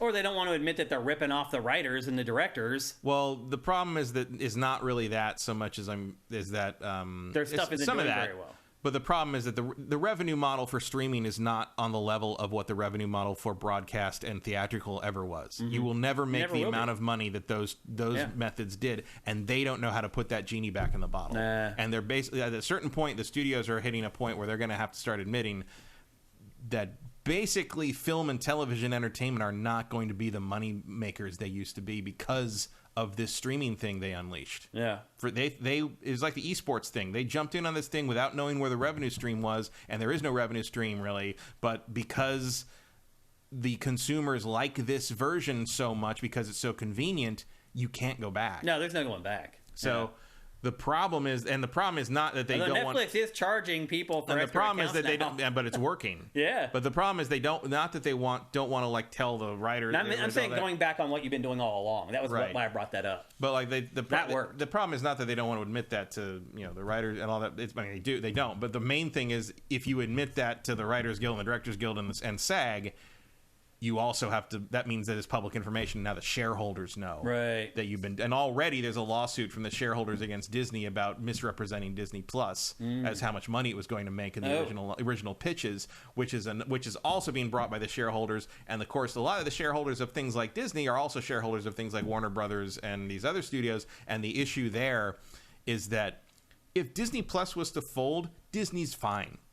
70% of Disney's revenue comes from the theme parks. Like theatrical, it's hard to believe. Everyone's like, "Oh my god!" They lost 4 million. First off, they lost 4 million subscribers on Disney Plus because they lost the cricket broadcasting streaming rights from in India. Yeah. Like they didn't lose 4 million people because people didn't like that. Like Andor, Star Wars went woke or whatever the hell. Like they gained 20 million subscribers worldwide, but they lost that because of that. But they don't really care because most of the revenue of that company comes from the theme parks, and the theme parks never slow down no matter what. They've raised the prices on those tickets for years, and my sister's coming to visit here in like 2 weeks, and she called me last night, and she's like, "I don't think we can afford to go to Disney." Yeah, it's crazy. It's crazy. She's like, me and my son are coming out there, and like, you know, everybody when they come to LA, you go to Disney, and she's like, I'm really wondering if like we can afford to go. And I'm like, I'm not going to sugarcoat it. Those prices are legit. crazy. And I'm like, and then you get there, and everything else there is like crazy expensive too, just to eat or whatever. And I'm like, you know, you probably want to get a hotel down there. You don't want to keep driving back and forth if you're going to be down there for 2 days. I'm like, that hotel's going to be an arm and a leg. Hundreds. Yeah, so you're right. Yep, it's interesting. But anyway, it's but again, like those other companies though, like Warner Brothers and them, they cannot. They put all their eggs in that streaming thing. Yeah. If that all comes falling down, you're gonna have shareholders burning the fucking front doors down in those places. Like it's like the problem is that the writers want what their fair share is, and they're correct to want that. But the studios think if they admit all this stuff, it all comes. The whole house of cards comes down. Yeah. Okay. So it'll be fascinating to see. When do you think it's going to end? Months. It's already if the DGA, because the contract for SAG and the DGA, SAG's already voted in for striking. Pretty much, they've already approved it. DGA is being courted right now by the studios, and in the 2007-2008 strike, the DGA they never joined the strike. They got what they wanted from the studios, and it lowered the bargaining power of SAG and the Writers Guild, and basically they had to come to the table. If the DGA does not do that this time, it will last until, because if the directors walk out, that's the end of it. Yeah. Like, you can't make anything at that point. How are they making anything now? They barely are. And a bunch of stuff they aren't. Not writing, you can't do shit. But they moved Deadpool 3 up, so apparently most of that movie seems to be improv, turns out. Yeah. So it's crazy. I'm surprised. I think it could last till next year if no one budges. Because the thing is, like, after the directors walk the out, streaming services will die. Yeah. They will die. But that might be better than admitting to the shareholders that this to is them, it might be better. Yeah. And they can just burn it down and start it over with something that actually is viable. Yeah, it's like that thing with the Millennium Tower in San Francisco where did you see that? It's leaning 29 inches to the west now. That is scary. Millennium Tower is like one of the tallest building in San Francisco, and it's built on basically landfill. It was always a terrible idea. And it leans like over 2 feet to the west now. Yeah. And there's people worried about structural integrity. There are people who like live up. These are very high-end condominiums and stuff. People wake up in the mornings and their windows are shattered because the building moved overnight and it broke the glass. Scary. And there's all this stuff about I would move out of there ASAP. Well, because there's all the talk is like, oh, we have to fix it, or you're gonna. Basically the solution is to tear it down and admit it's a loss and take the loss, but no one wants to do that because it's a loss of millions and millions. So there's a chance that they'll just leave it there, let it collapse, let people be hurt and killed, and take the insurance money. Jeez. Let's check in on chat. See what people are saying about Xbox here. Never underestimate the high-end corporate willingness to let it all burn down rather than admit you've lost money. No. I want to see what people are saying about Star Wars before we move on from it. All I want is a Star Wars game without lightsabers. I just want Star Wars Galaxies back from Justin Horman. That's you're welcome to that. Sleeping Turtle 3, thank you for Twitch Prime. That's awesome. For God's sake, let the Wookiee dance. I'm with Matt. I need to be a Jedi to make it the best Star Wars game ever. From Chiro Doc 23. I can understand that perspective. Yeah, I respect the people. It's like, thank God there's no lightsabers. And I mean, I think there will be lightsabers. And he's like, you won't be holding one. Yeah. But like, yeah, I get it.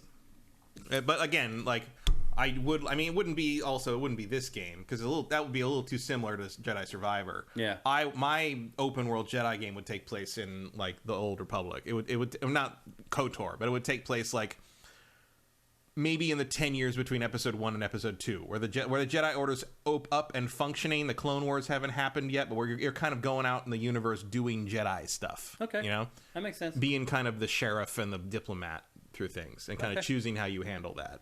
All right. Next up, one of my most disappointing games from this entire week. I hinted at it a little bit earlier. It is Assassin's Creed Mirage. They showed this trailer, which is a story trailer, which basically introduces you to the main character and some of the settings in the game. Again. And then they showed a gameplay trailer that actually showed gameplay. And turns out it's Assassin's Creed. Yeah, it is, but with more jank. I think you need to go back and play those games again. No. My point is that like we're how many years away from the first Assassin's Creed, and this new reboot of Assassin's Creed looks just as janky as the first game was. Well, it doesn't look as janky as the first game, but it looks as janky as like Syndicate. Yeah. Or like Black Flag. I do not think this game looks very good. I think it looks like Assassin's Creed. And with with all the good and bad that implies. There's just moments like some of the combat, like you can tell that a B team worked on this game. That this is not the typical team that works on Assassin's Creed. It's not the Assassin's Creed Valhalla team that is making this game. They have pitched it all along as simpler, a throwback. I think that might have been out of necessity with the people that they had to work on this game. Maybe. I think it was also out of necessity in the sense that you had to... It was time to bring it back to something. Yeah. And if they're going to do like kind of smaller games on the side while the Odyssey team is going to work on the bigger ones, that tracks more or less. This whole scene is awkward and weird and poorly voice acted. Like they have the one... Not her. She's good. Her voice is so distinctive, and she's great in The Boys and a couple other things I've seen her in. I don't think she matches that character at all. I mean, I guess she smoked a lot as a kid. I mean, the character needs to be like 80 years old or something for it to match. I mean, she's always sounded like that, though. Yeah, I know. I just think this game... I mean, she does look about 45 or so. Like, I don't know, man. I think this game is headed... And I have this on my fantasy team. At this point, if it gets like a 7.5 or higher, I'm going to be pleasantly surprised. Mm-hmm. My expectations for this game went way down after watching this gameplay demo. This is about what I thought it would be. Really? Yeah. I mean, I knew it wasn't being made by the A-Team, and I knew that would make a difference, but... Man, I'll be honest with you. I don't think you remember the original Assassin's Creed games very well. I do. Then. I went back and played the first one like 4 years ago or something. I just played Black Flag and Rogue this year, and like, this is right on target for what... Well, you realize those games are like 10 or 12 years old, Matt. Like... But it should be way better than that. Not necessarily. We just played Odyssey. We just played Valhalla. I mean, Odyssey and Valhalla are buggy as fuck too. Like I'm not talking about bugs. I'm just talking about just general lack of polish and just ugh. I mean, Valhalla's got a lack of polish to it. Not like this game. It's a different beast, but I don't see a lot of difference there. Odyssey is maybe the most polished Assassin's Creed game of all time. I'd agree with that. But much like Empire Strikes Back being the good one, I think it's important to remember that makes it the weird one. Yeah. You know, like that's... I did like a couple things that it showed in this. Like, I like how you just can't use the eagle vision at will. Yeah, I like that there's counters they have to that, and you gotta go deal with that. And yeah, there's some... I mean, but again... There's some impromptu combat stuff that... The idea of it is cool. I like that he actually stands with them and is just like, don't give me away. Like, it's not just like the old ones where you stand in and then nobody seems to care that some random fucking sweaty dude has decided to stand in a group with them. It's like, yeah, like this combat stuff to me. Like, I mean, this has all been done 100 times. And the animations just don't look very good. They look like the same animations. They look from like 14 years ago. No, several of these animations are right out of Valhalla. Yeah, like.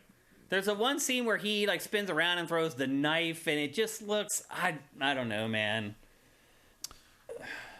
I mean, I think this is a B-lister Assassin's Creed game. This is right. I mean, this is essentially the equivalent now of what those side-scrollers were back in the day. Yeah. That's kind of the filler game, and I don't have a problem with that. I think it looks fine. I don't have any doubt that I will enjoy it.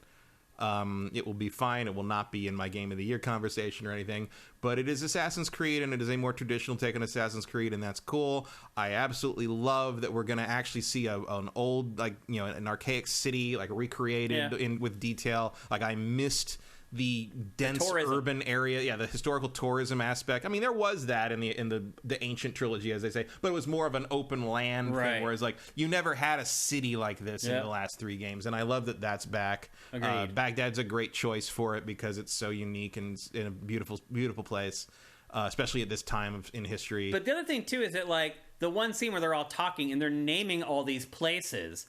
Like, I couldn't even understand what they were saying. Well, yeah, I think you will when you're in the game. You can look at the map. It sounded like the voice actors were even like, Khan. Well, that's the correct. That's the correct get it, but it's just, I don't know.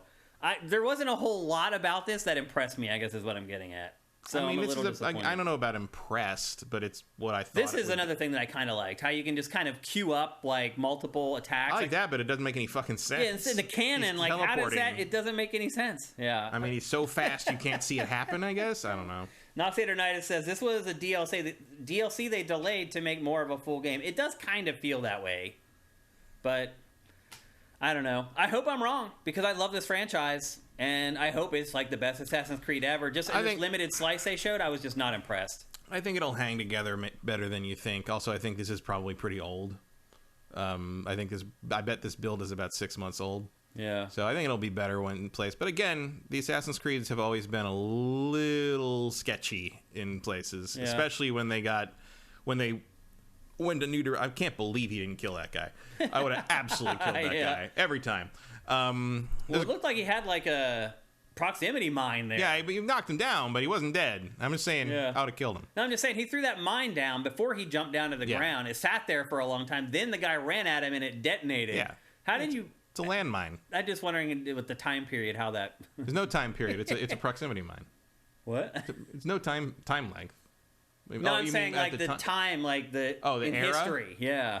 I mean, people have figured out ways to do weird little Or things just like come that. up with corny excuses for how it works. Yeah. You know? Also, they have like first civilization tech. They can. You know, right. they, That's true. Yep. So anyway, that's Assassin's Creed Mirage. You know how often you'd have to fucking oil that blade? That's true. That's Assassin's Creed Mirage is coming out on October 12th. Another October game. Mm-hmm. Save your money for October, people. There's a lot of stuff coming. Next up, the new Avatar game. And I would just say, Matt, I just watched Avatar, finally, the new Avatar movie 2 days ago. I watched it on HBO Max. I was surprised to find it was on there. I was also surprised to find out that it looks and sounds better than anything else on HBO Max.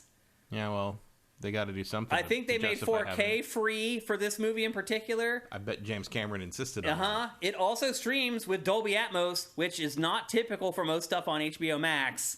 Well, now it's just Max. They hooked him up. Yeah, now it's just Max. Well, they still had that contract in play. I mean, it's also on Disney Plus, I think. Oh, it is? But, like, yeah, James Cameron has demands about how you present his work. It wasn't amazing, but it was 3 hours plus long, and I was exhausted when I started watching it, and I did not fall asleep. So that, to me, is kind of impressive, but not a great movie. No, that whole middle part is pretty... Yeah. Didn't really need to be 3 hours long. And then I realized, too, the final battle starts with an hour left in the movie. The final battle is an hour long. Well, also remember that originally that was one... So this 2 and 3 were one movie. They were originally 2, and he split it into 2 movies. So that's one of the reasons this one sort of feels like it doesn't super go anywhere. Yeah. And like you can even see where they kind of rewrote it to have a climax for this, because there's a thing where he's like, I'll kill your whole family, and he's like, let's get it done then. Yeah. It's like, because in the original, I'm sure they left it was like the end of Act 2. It was like the low point and everything. Yeah. But this is like, okay, let's just fucking do it. And so that's the end of that. Yeah. Except not because there's no outcome for that. Like nothing of note happens there. Well, the game, Avatar, Frontiers of Pandora, is coming out on December 7th, so it's actually coming out this year. Yep. Although, that's cutting it real close. We'll see if it actually makes it this year or not. It again, kind of like the movie, I don't know that it has like a real plot where things happen. Well, I think it's going to be... you seem to be playing this character who was indoctrinated by the humans, and then they left at the end of the first movie, and now you're woken up out of hypersleep after like 15 years or whatever. Yeah, as they're returning to Pandora. So I imagine you'll basically be doing guerrilla warfare against the returning humans. Yep. I mean, that's exactly what it is. It's Far Cry Pandora. I mean, it feels just like the movie.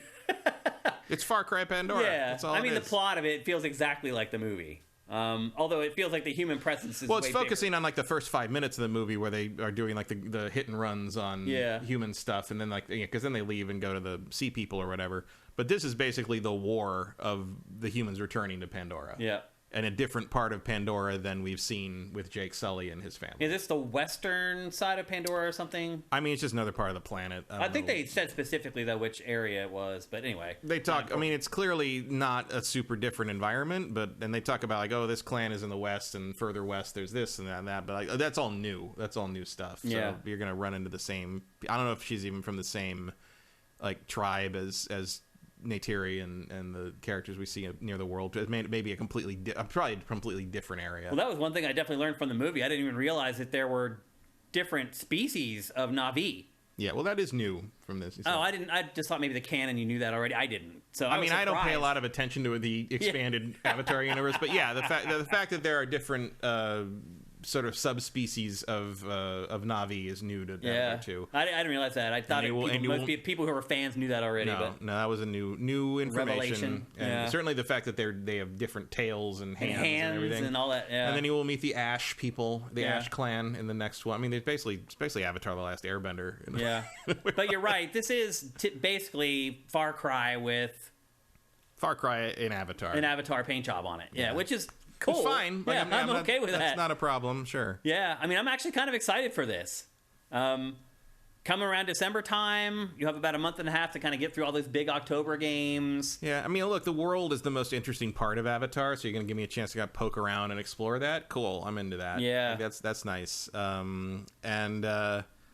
Looks, the creatures are amazing. Looks nice. Yeah. Looks cool. Yeah. I mean, it's not like setting my world on fire or anything, but like it's definitely seems like my preferred way of interacting with Pandora. I'd rather play this than another Far Cry. Yeah, sure. I'll say that. The last couple Far Cries have kind of left me cold. The last one especially. The last one is the least I have played a Far Cry in maybe ever. I liked 6 more than 5 overall, really? But I will admit, finished 5. I finished 5, but just because I had nothing else to do. Did you finish 6? I did not finish 6. I got like 2/3 through 6. But I did find 6 more. Part of the reason I finished 5 is because I kept thinking it might get better, and it just never did. But one thing I will about 6, I never finished it just because I just played so much Far Cry. I got done with it. I did finish New Dawn. I like New Dawn. But 6, the problem with 6 for me was that it just never went anywhere interesting. It was just this. Like, I don't feel like it had different enough biomes. I don't feel like I had different enough characters to pull me through. I do appreciate that they pulled back on the constant drug trippy aspect of it. Because Far Cry 5 went too far in that direction to the point of basically almost excusing the villains. Yeah, it did. For being like, oh, they're just all on drugs. Yeah, no, that's not okay. Like, no, they're still bad people. They blew the planet up at the end of that game. Like, that's not cool. I hear you. Yeah. I do wonder, too, with it coming out in December, are people going to care about this? I think a certain contingent will apparently always care about Avatar, because I don't know where that second movie made $2 billion. It really is kind of hard to believe.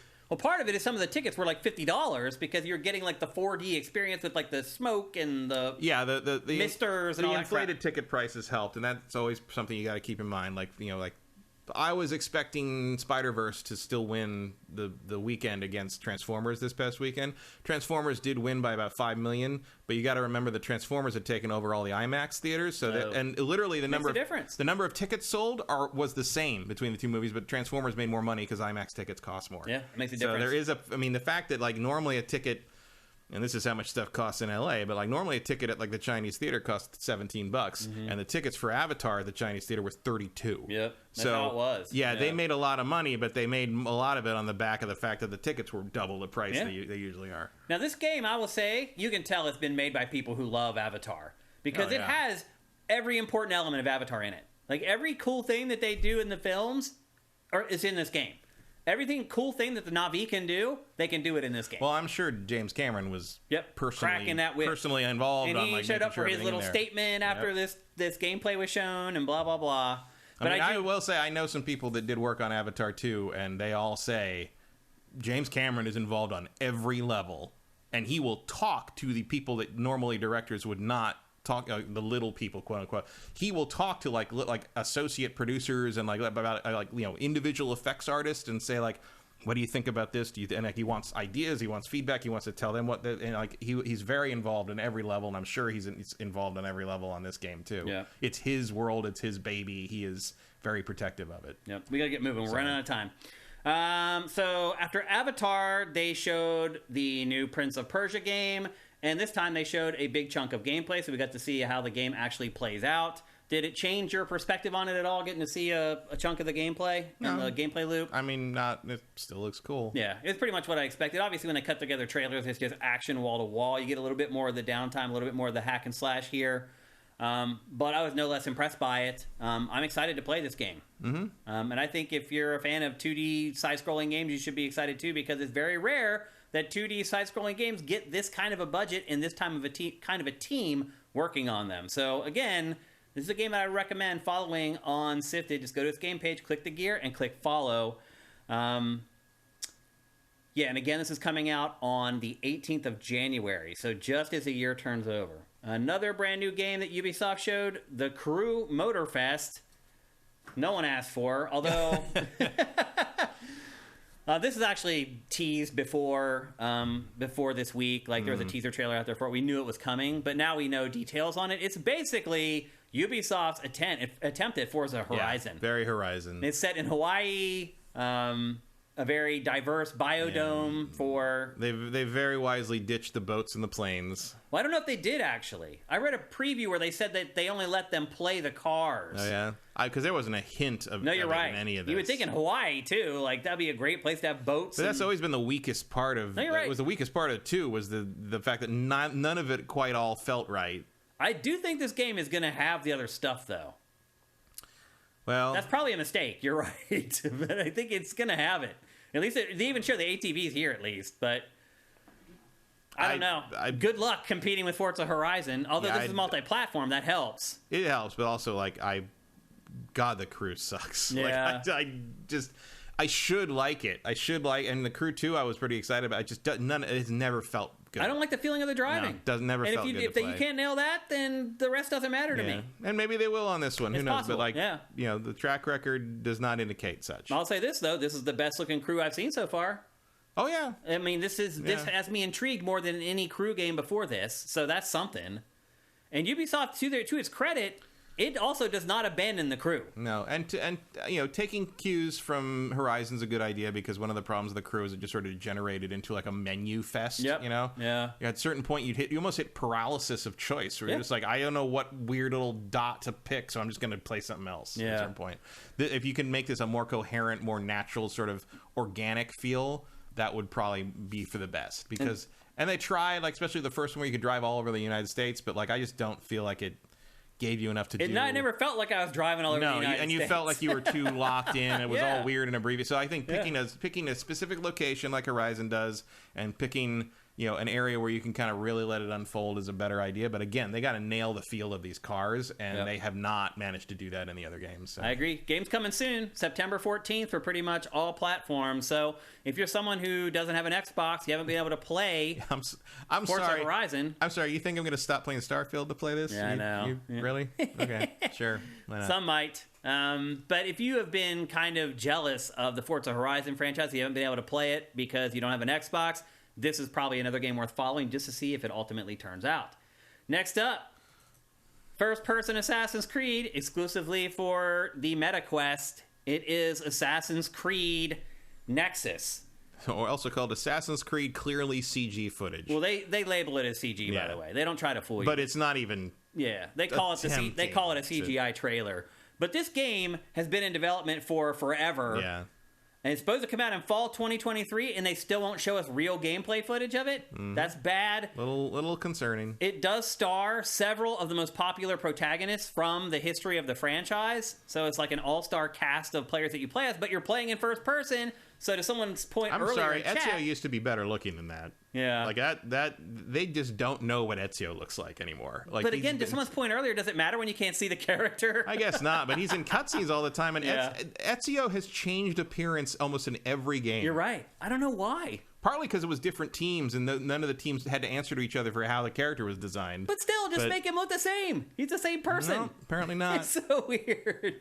So anyway, that is only for Quest. I don't know why they signed an exclusive deal with Meta for that when you got PlayStation VR 2 and all these other HMDs, but they did. It's coming out in the fall.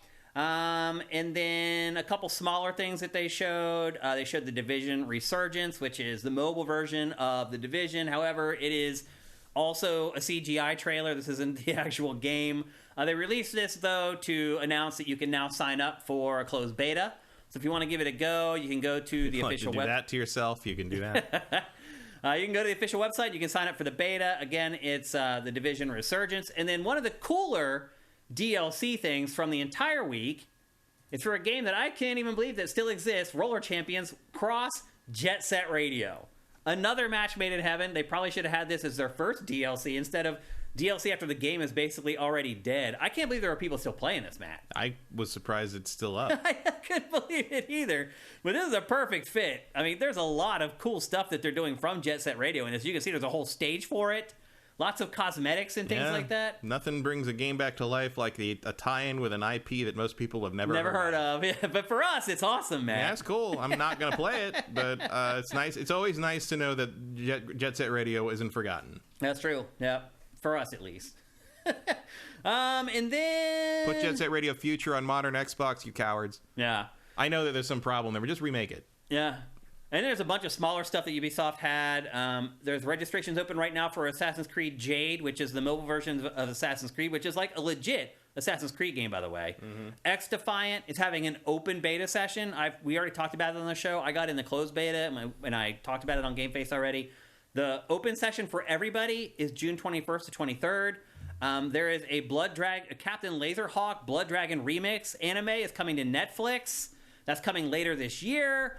Skull and Bones is still a thing. It's still coming. Skull and Bones has a song now. Yeah, a weird, goofy song that they showed a performance of. There's a closed beta for that coming August 25th to the 28th, so it's still alive. Mario plus Rabbids has getting Rayman DLC, and that's launching this year. And then, as we talked about earlier, they did a Just Dance thing for Just Dance 24. And somehow Just Dance is in the Olympics, Matt.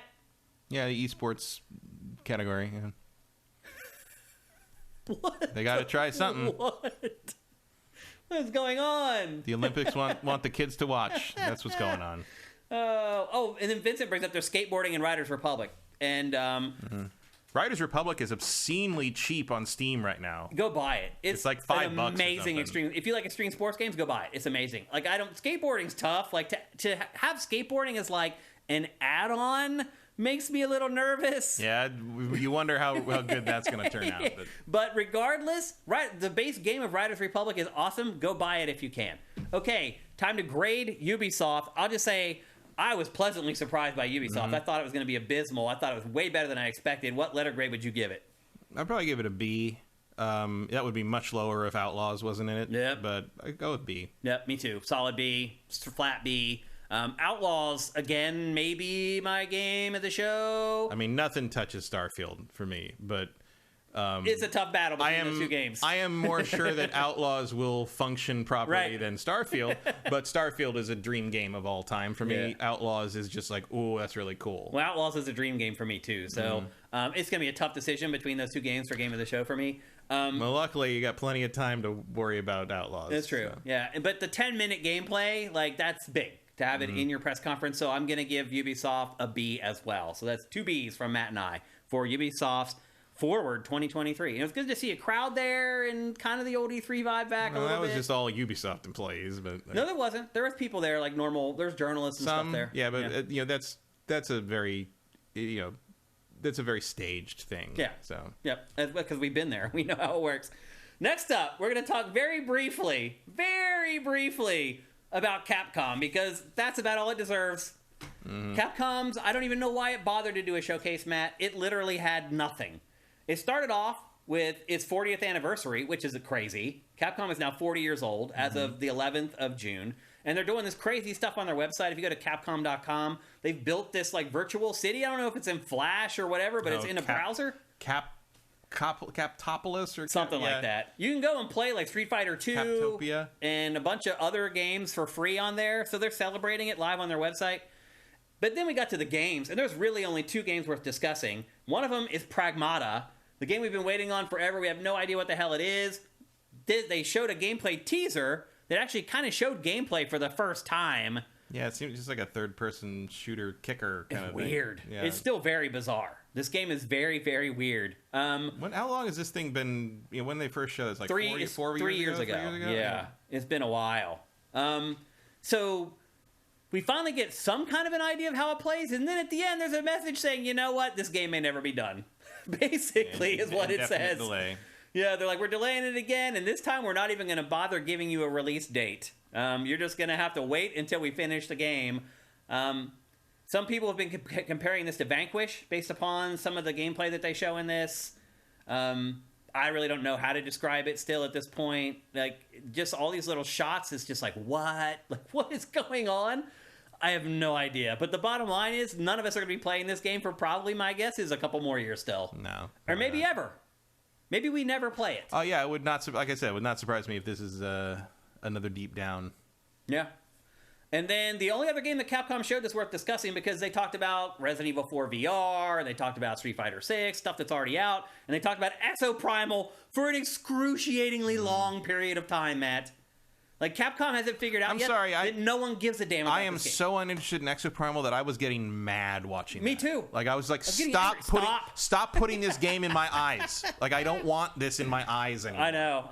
But they focus on it for, like, almost the whole thing. There's nothing like, it's mech suits and dinosaurs and time. Like, why don't I care about any of this? But I really don't. It just looks dumb. You can also tell already that, like, they're going to try to, like, skeeve people with the exosuits. Oh, for it's sure. going to be, like, this big DLC. It looked like a mobile game at times. It really does, yeah. Like, in terms of how the upgrade stuff worked. It was very annoying. So you may be wondering what the other game was worth mentioning, and it's only barely worth mentioning, and that is the Ace Attorney collection. It has 3 Ace Attorney games. It has Ace Attorney Apollo Justice, it has Ace Attorney Phoenix Wright Dual Destinies, and it has Ace Attorney Phoenix Wright Spirit of Justice, all compiled into one package. It's coming out in early 2024 for pretty much all platforms. And, you know, I've played these games already. Yeah. I'm only just bringing them up because they're good games, and some people may have not played them. Good Games is a nice overhaul into HD. Yeah. It's nice to see them rescued from old handhelds and, you know, playable on modern stuff. Yep. Eat your hamburgers, Apollo. But otherwise, Capcom was abysmal. Like, why did they even bother? I don't know. I mean, isn't that been the theme of this Capcom E3 stuff for like 5 years now? Because we would normally be like sitting around waiting for the Capcom, and then they do it, and we'd be like, why did we stay around for this? You're right. It's a recurring theme for sure. But Capcom, letter grade for Capcom? D-. I don't know. Oh, it's an F. It's got to be an F. I don't know. I don't think it can get worse. Maybe Dragon's Dogma 2 existing and gets him a little bit of a bump. If they had shown like legitimate, like a bunch of new footage for Dragon's Dogma 2, sure. But basically the guy shows up and gives like 2 factoids about it and jets. And I'm like, wait a minute. I just thought it was terrible. It's an F from me for Capcom. It was one of the worst E3 press conferences I've ever seen. And we've seen a lot of Capcom E3 press conferences already. So yeah, that was an F for me. Really disappointed. Especially with Capcom, it's on a roll right now. You know, it's just making money hand over fist. Yeah, but they just didn't have anything ready to show. It's just not at the right time. Like Street Fighter is already out. There's nothing to talk about. Like I shot pack. So I did. Should have given those 2 things to Keeley and just called it a day. Right. Exactly.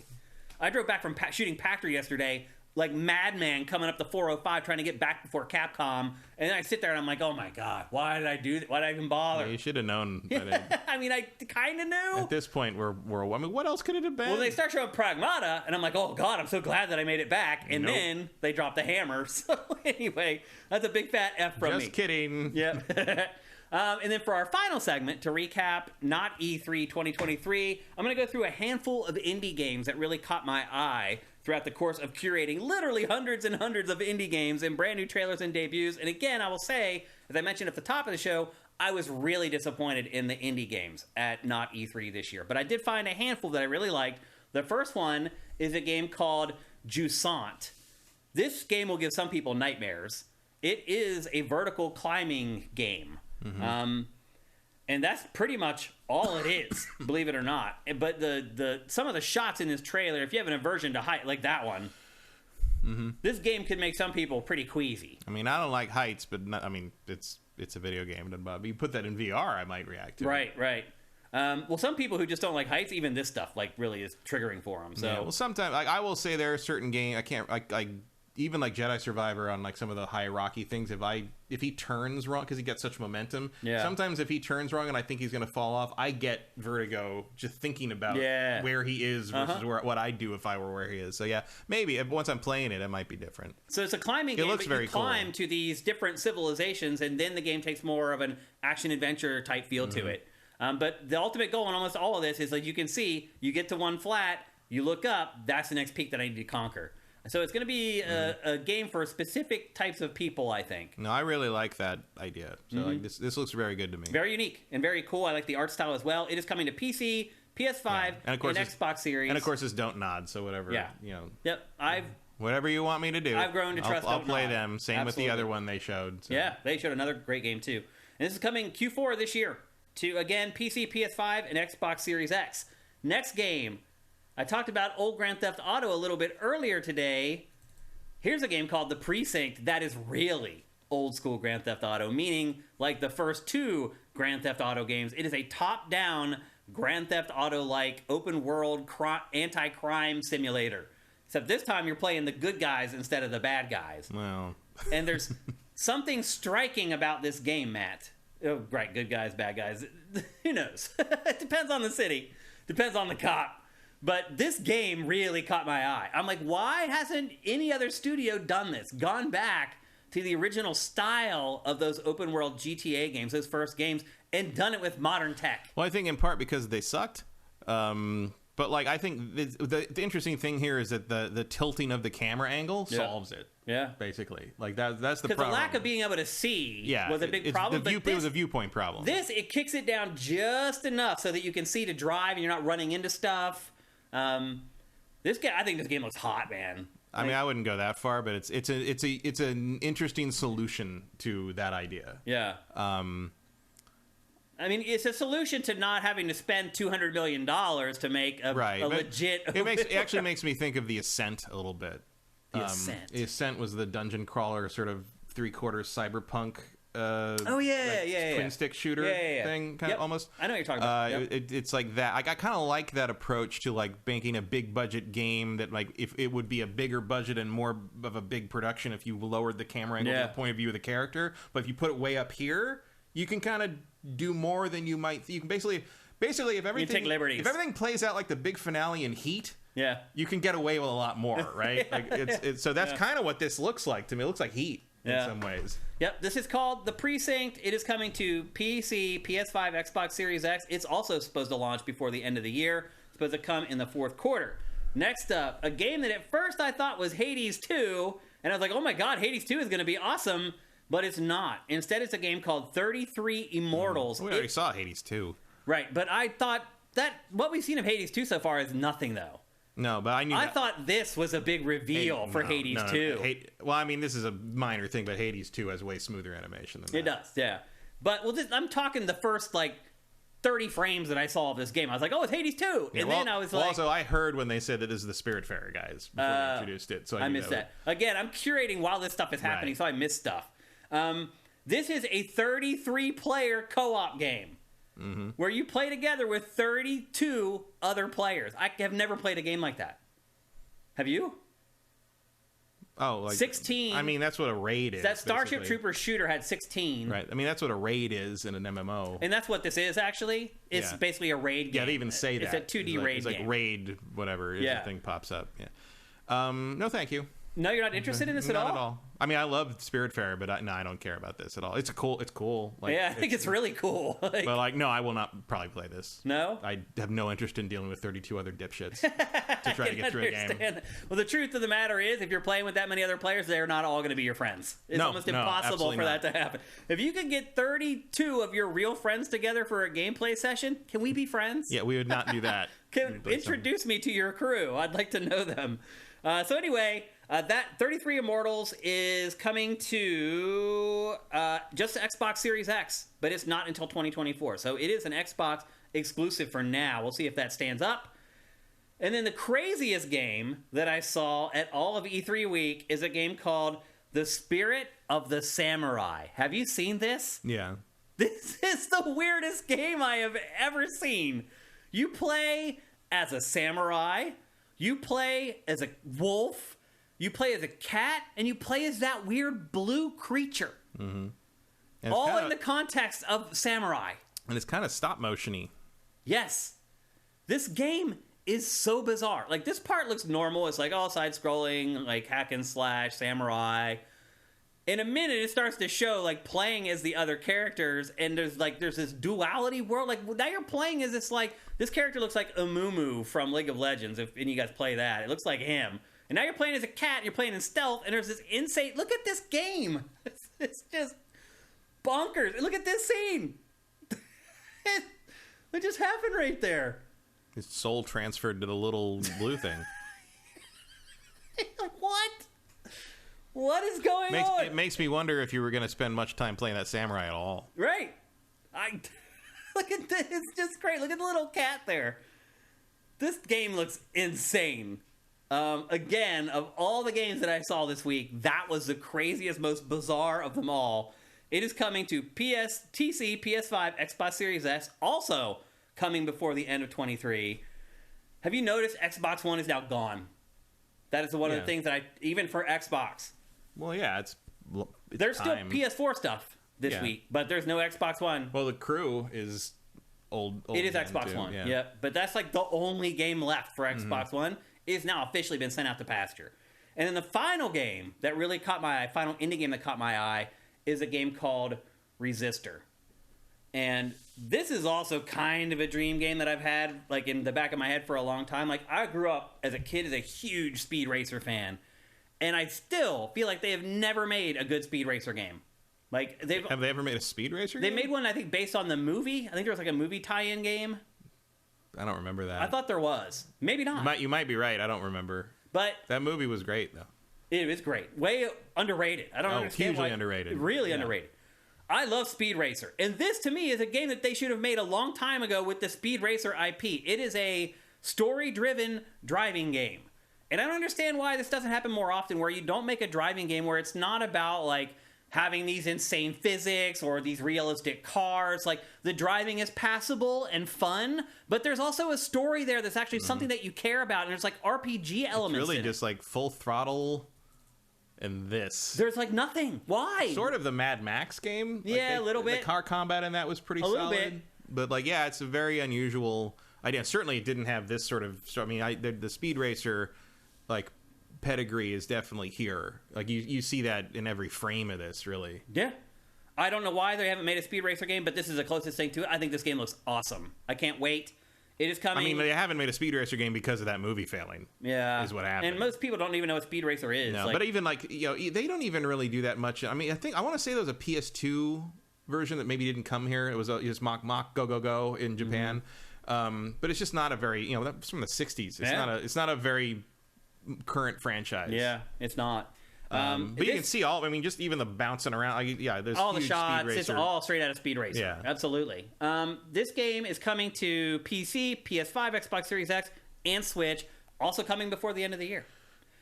So there you go. Those are my indie games that really caught my eye throughout the not E3 week. Was there any indie games that you kind of... Yeah, I mean, I would add in the other Don't Nod game. What was that again? I can't... Banishers? Banishers, yeah. You're right. That was another good one. Yep. But generally, I thought the show in general was pretty weak for indie games. Like, there wasn't a lot of stuff that really stood out. It was just a lot of also-rans, has-beens. Here's another cooperative action RPG. I can't remember. I mean, I'll be honest, like, a lot of the time, like, when they get so many, and some, especially, like, the Summer Games stuff, like, it's just like it's like a fire hose, and I just forget about most of them. Like, I think you covered everything there that stood out to me, I think, except Banishers, and I can't really think of anything that was missing. I guess that tower thing people were talking about. Oh, Towerverse? Tower, whatever Something that was. like that. Tower Versus or Tower... But that looked just like another cooperative, like, game, side-scrolling hack and slash to me. When I talk about, like, yeah, that game didn't look amazing. There was another... what was it? It was, like, the girl in the dungeon stuff, and, like, it looked kind of like Sable. It kind of had, like, a Jean Mobius look to it. I don't remember. And there was, like, a shot where she touches, like, a monolith thing, goes like out like that, like, to the side. I don't remember that one. I can't remember what it was called. It was like something Dungeons or something Forbidden. I can't remember what it was called, but I think it was. Try to remember it for next week. I think it was the Summer Games thing, but I thought that looked cool. Yeah. I can't remember what it was, or something about ruins, or I don't know. If I search ruins in our database, there's probably 50 games with Dungeons of Hinterberg. That's what it was. That game was right on the borderline. It almost made the cut, but didn't quite. Yep. So you actually did pluck the other two games that were, like, right on the edge for me. So there you go. That's not E3 2023. Unfortunately, we do not have time for Q&A or name that game. I did have an awesome name that game today, but we'll just shove it to next week's show. Next week's show is going to be awesome too. We'll do our best of not E3 awards, smaller than usual. We'll still do them. And then I've been playing a ton of games behind the scenes here that we haven't had the time to talk about, and those are all going to be in next week's episode as well. Yeah. What a crazy week. I'm glad it's over, man. I've worked my ass off this week. I can't even tell you how many hours I put in. Just the pre-production for this show, there was 60 clips in this show. Just the pre-production for this show took me 4 days of busting ass. And I'm glad it's over. So, another not E3 in the books, another June game season in the books, whatever the hell you want to call it. We made it through again, and thanks to all you guys for all your support. Thanks to all our patrons. If you're watching this show on YouTube, or you're listening to it on podcast services, head to patreon.com/sifted. We literally just saved you like 36 hours of checking out E3 stuff in a 3-hour show. If you appreciate that, we'd appreciate some reciprocation. Again, at patreon.com/sifted. If you can't do that, at the very least, please visit our sponsor's website. Go to creamls.com/sifted, SIFTD, and make sure you use that URL going forward when you go there so that they can keep track of our users heading over there and checking stuff out. There's tons of stuff on the website. There's drink recipes. There's the history of the alcohol. There's all kinds of awesome stuff. There's store locators there where you can figure out where to buy it locally or how to buy it online. Again, go to creamls.com/sifted, SIFTD. And with that, I think that's it. How do you feel, Matt? Quick, letter grade for overall the E3 week. B+. B flat for me. Still missing some of that sparkle. I got it from the Xbox press conference. For the rest of the stuff, I really didn't. But I'm glad I got just that little bit. Took me back in time to when E3 was in its heyday, just for a moment. And it gave me that little kick in my step that I needed to push through when I was really tired. It's really amazing psychologically how stuff like that works. So thanks to everybody in our chat. Thanks to everybody who subscribed with Twitch Prime today. Thanks for everybody who hung out with us. I hope you guys enjoyed E3, both on the site and both the stuff that we've done here on GameFace. We love you guys a ton. We'll see you next Tuesday. GameFace is up and out.